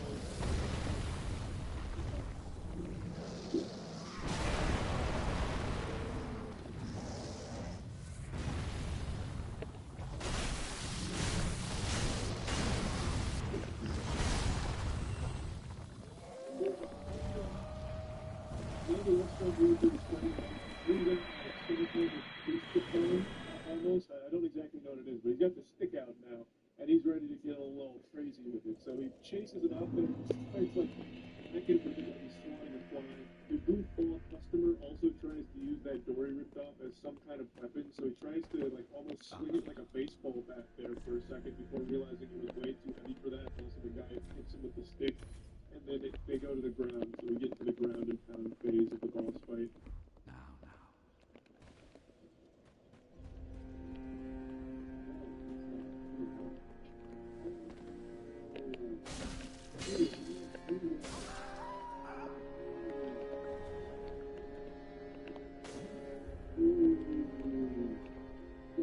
The restaurant worker won the ground, I believe, and he gets to claim his prize of the douchebag's phone, so he takes it and smashes it. Much to the dismay of the camera guy, he seemed like personally offended that this fucking asshole's phone got smashed. The way he acts makes it sound like he's stunned that such a dishonorable move was pulled during such an honorable fight. He's like, oh, now you've crossed the line. Everything up until this point was all good manners and buying a book, textbook Knight's Honor Code, and then you go and smash his phone. It's a despicable display of shit people. Like, what the fuck? The dude deserved that on this phone stage, fairly, at the very least. I was absolutely confident with this. And that's not where this stops. There's no audio here, so I'll just go ahead and tell you what you're looking at. It is the fucking guy crashing his company tow truck into the building and then scooting away. So he swoops on out of there, peels out. Now, of course, I'm no expert here, but using a company car to commit a crime is probably a pretty fucking dumb idea. Not that he's making good decisions before this either, but that has to be one of the most identifiable things you could possibly be driving in order for people to track you down. A fucking company tow truck, of all things. And he blasts it into the side of the building here and then gets out, gets the fuck out. What's crazy though is that he still hasn't been found. Despite the company tow truck being identified, the actual person is still, as of right now, the recording this, hasn't been arrested for anything. How is that possible? There's a lot of damage to the tow truck itself, and I don't think he owns the business, because if he did, I doubt he'd be using his fucking tow truck.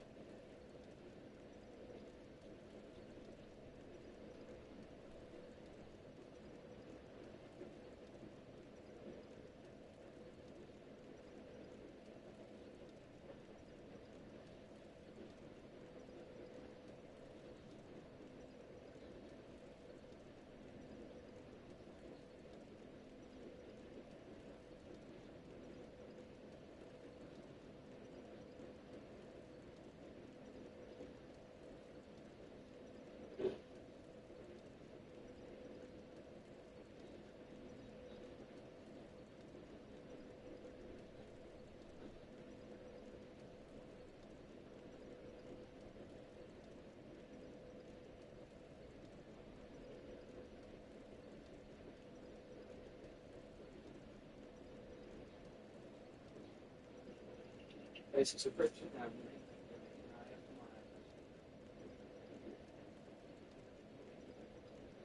I'll just think it's so it's not anything to know better. There will not get there. Just like how there would be a bridge here, but it's not going to appear. God, it's too nice for it. Yeah. Well, I'm not done putting them away.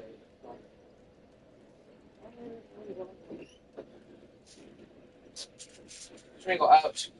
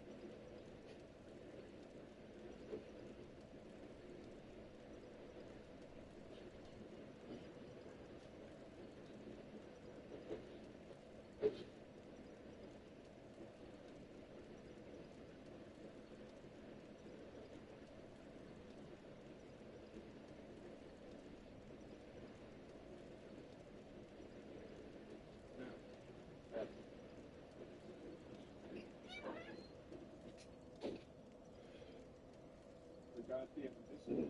Like, whoever owns that business has probably noticed by now that, wow, this paint shop's pretty fucked up. What happened to it? And then, dots start getting connected, like, holy shit, my employee is that absolute menace that was just used for crashing a food truck into the side of a restaurant. Well, not even the side, into the front door of the restaurant. Like, I don't know how we're at this stage where this guy is still getting away with it 2 days later. Because what's the door of the pages? Grabbing the door from to come inside the store with the door. They tussled outside the restaurant before the angry customer ran. What's over yet? Jump into the food truck. They slashed the whole food truck with his truck. We're living in a day and age where we get multiple angles of pretty much anything that happens out the world. So we get a deeper look at what happens outside the store here, as well as seeing the entire situation with the tow truck going right into the building. We've got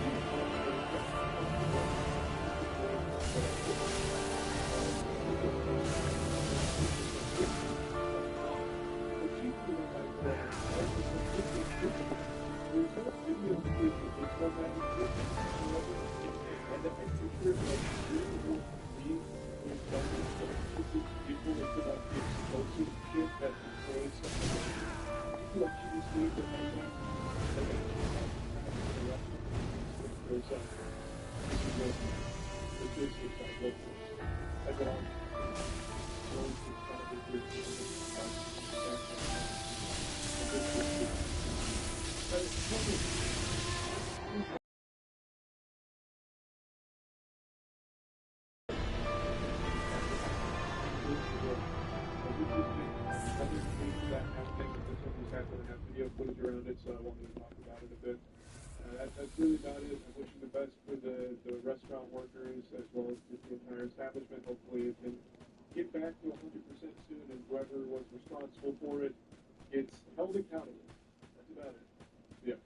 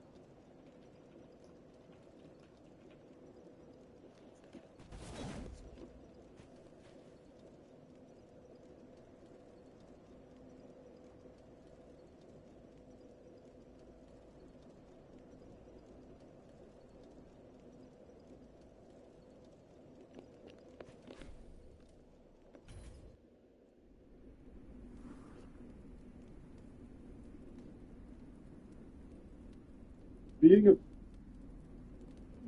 That's right, dude.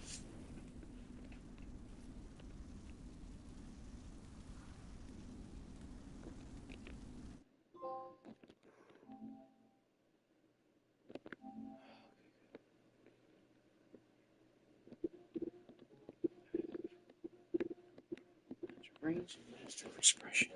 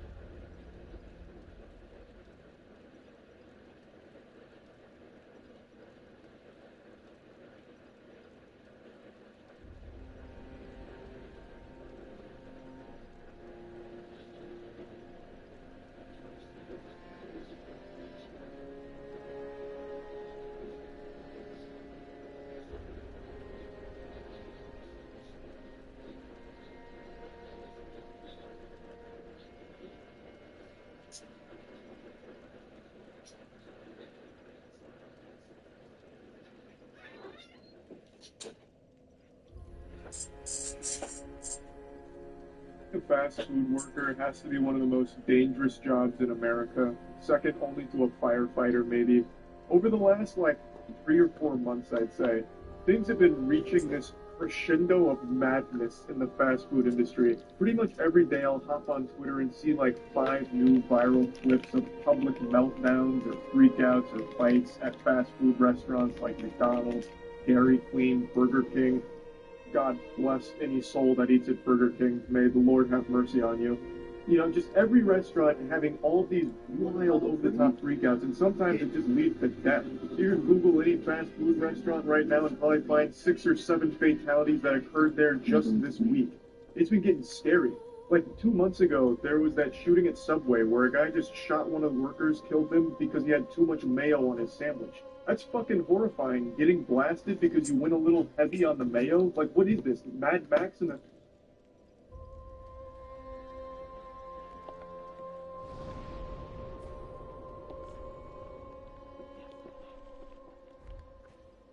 Those little creatures. They never stop biting. So please, hold out your hand and touch me.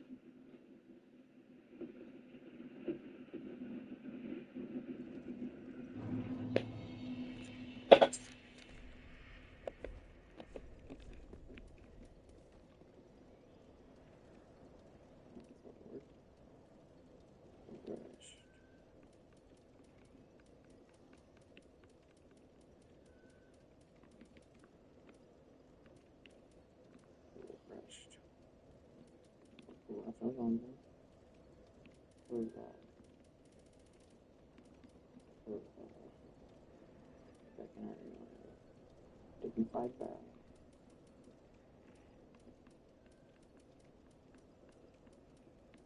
Taking 5 tail. Prayer. Toast and sleep.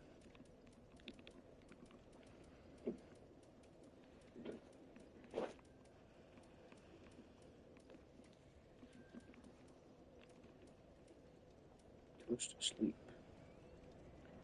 Curl up.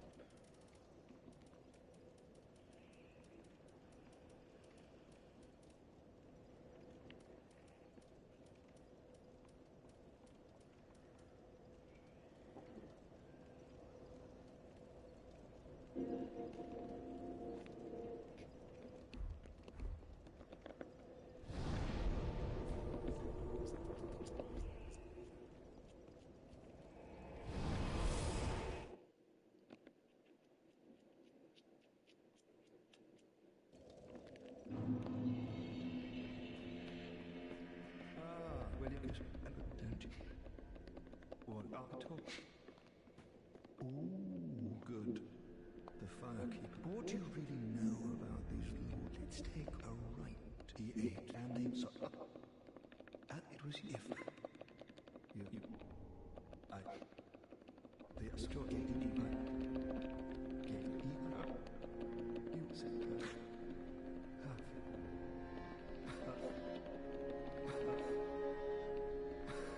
I pity the sorry souls.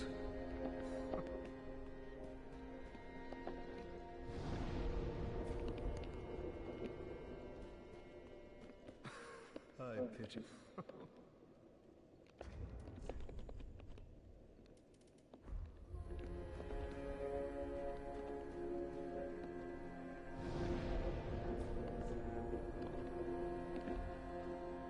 Thunderdome, it's scary. Like, you never know what you're going to encounter at a fast food restaurant, whether you're going to see wiener or see a giant fight. Like, anything's on the table. Sometimes people aren't coming in there for food, they're coming in there to just fuck shit up. So I genuinely do think there's a lot of danger associated with working in the fast food industry right now. I don't know if it's always been this way, or if it's like just getting worse for some reason. I couldn't tell you, but since smartphones are so common right now, you can see all of this happening every single day across the country. And a lot of it's really entertaining freakouts, like the one I'll show you right now. But then there's just a lot of really fucking scary ones, too. Like, my heart genuinely does break for anyone in the service industry, and I wish you nothing but the best. I, again, don't get why it's always fast food restaurants. It's like the second people walk through the doors, they just get hit by, like, some kind of frequency that turns their brain into, like, an aggressive, fucking primal caveman brain. Like in Kingsman, the Valentine had that chip in the phone that made everyone fight each other in a church. Like, I feel like that's what's happening at fast food restaurants right now.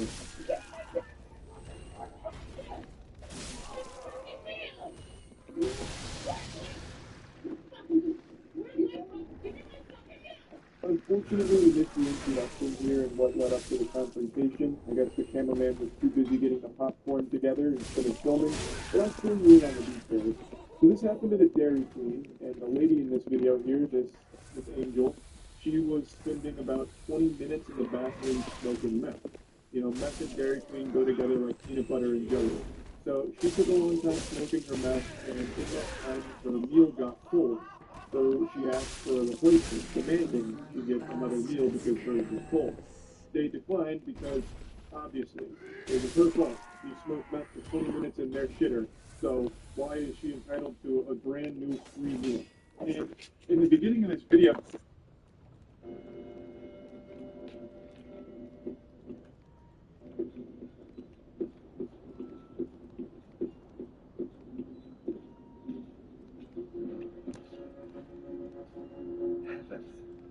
She must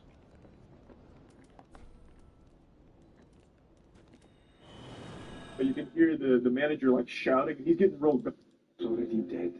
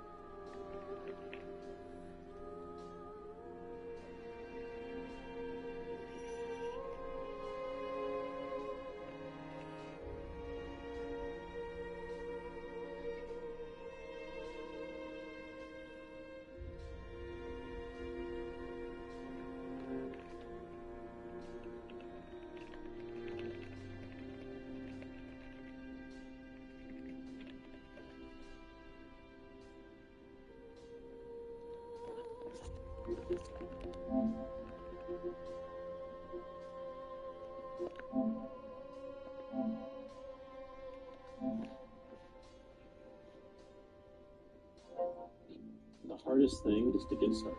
You have to get it on paper. I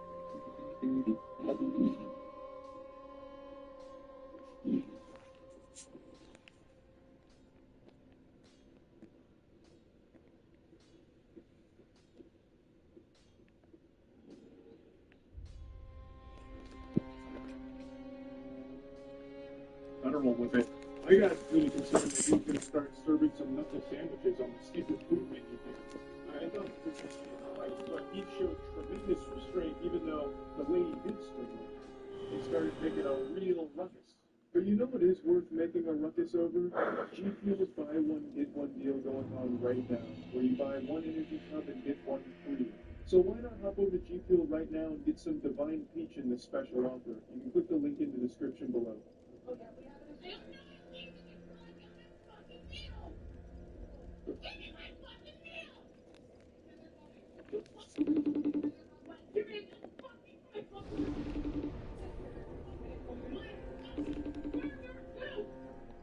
Now she's using a pretty high-level strategy for inciting fighting. She's using fighting.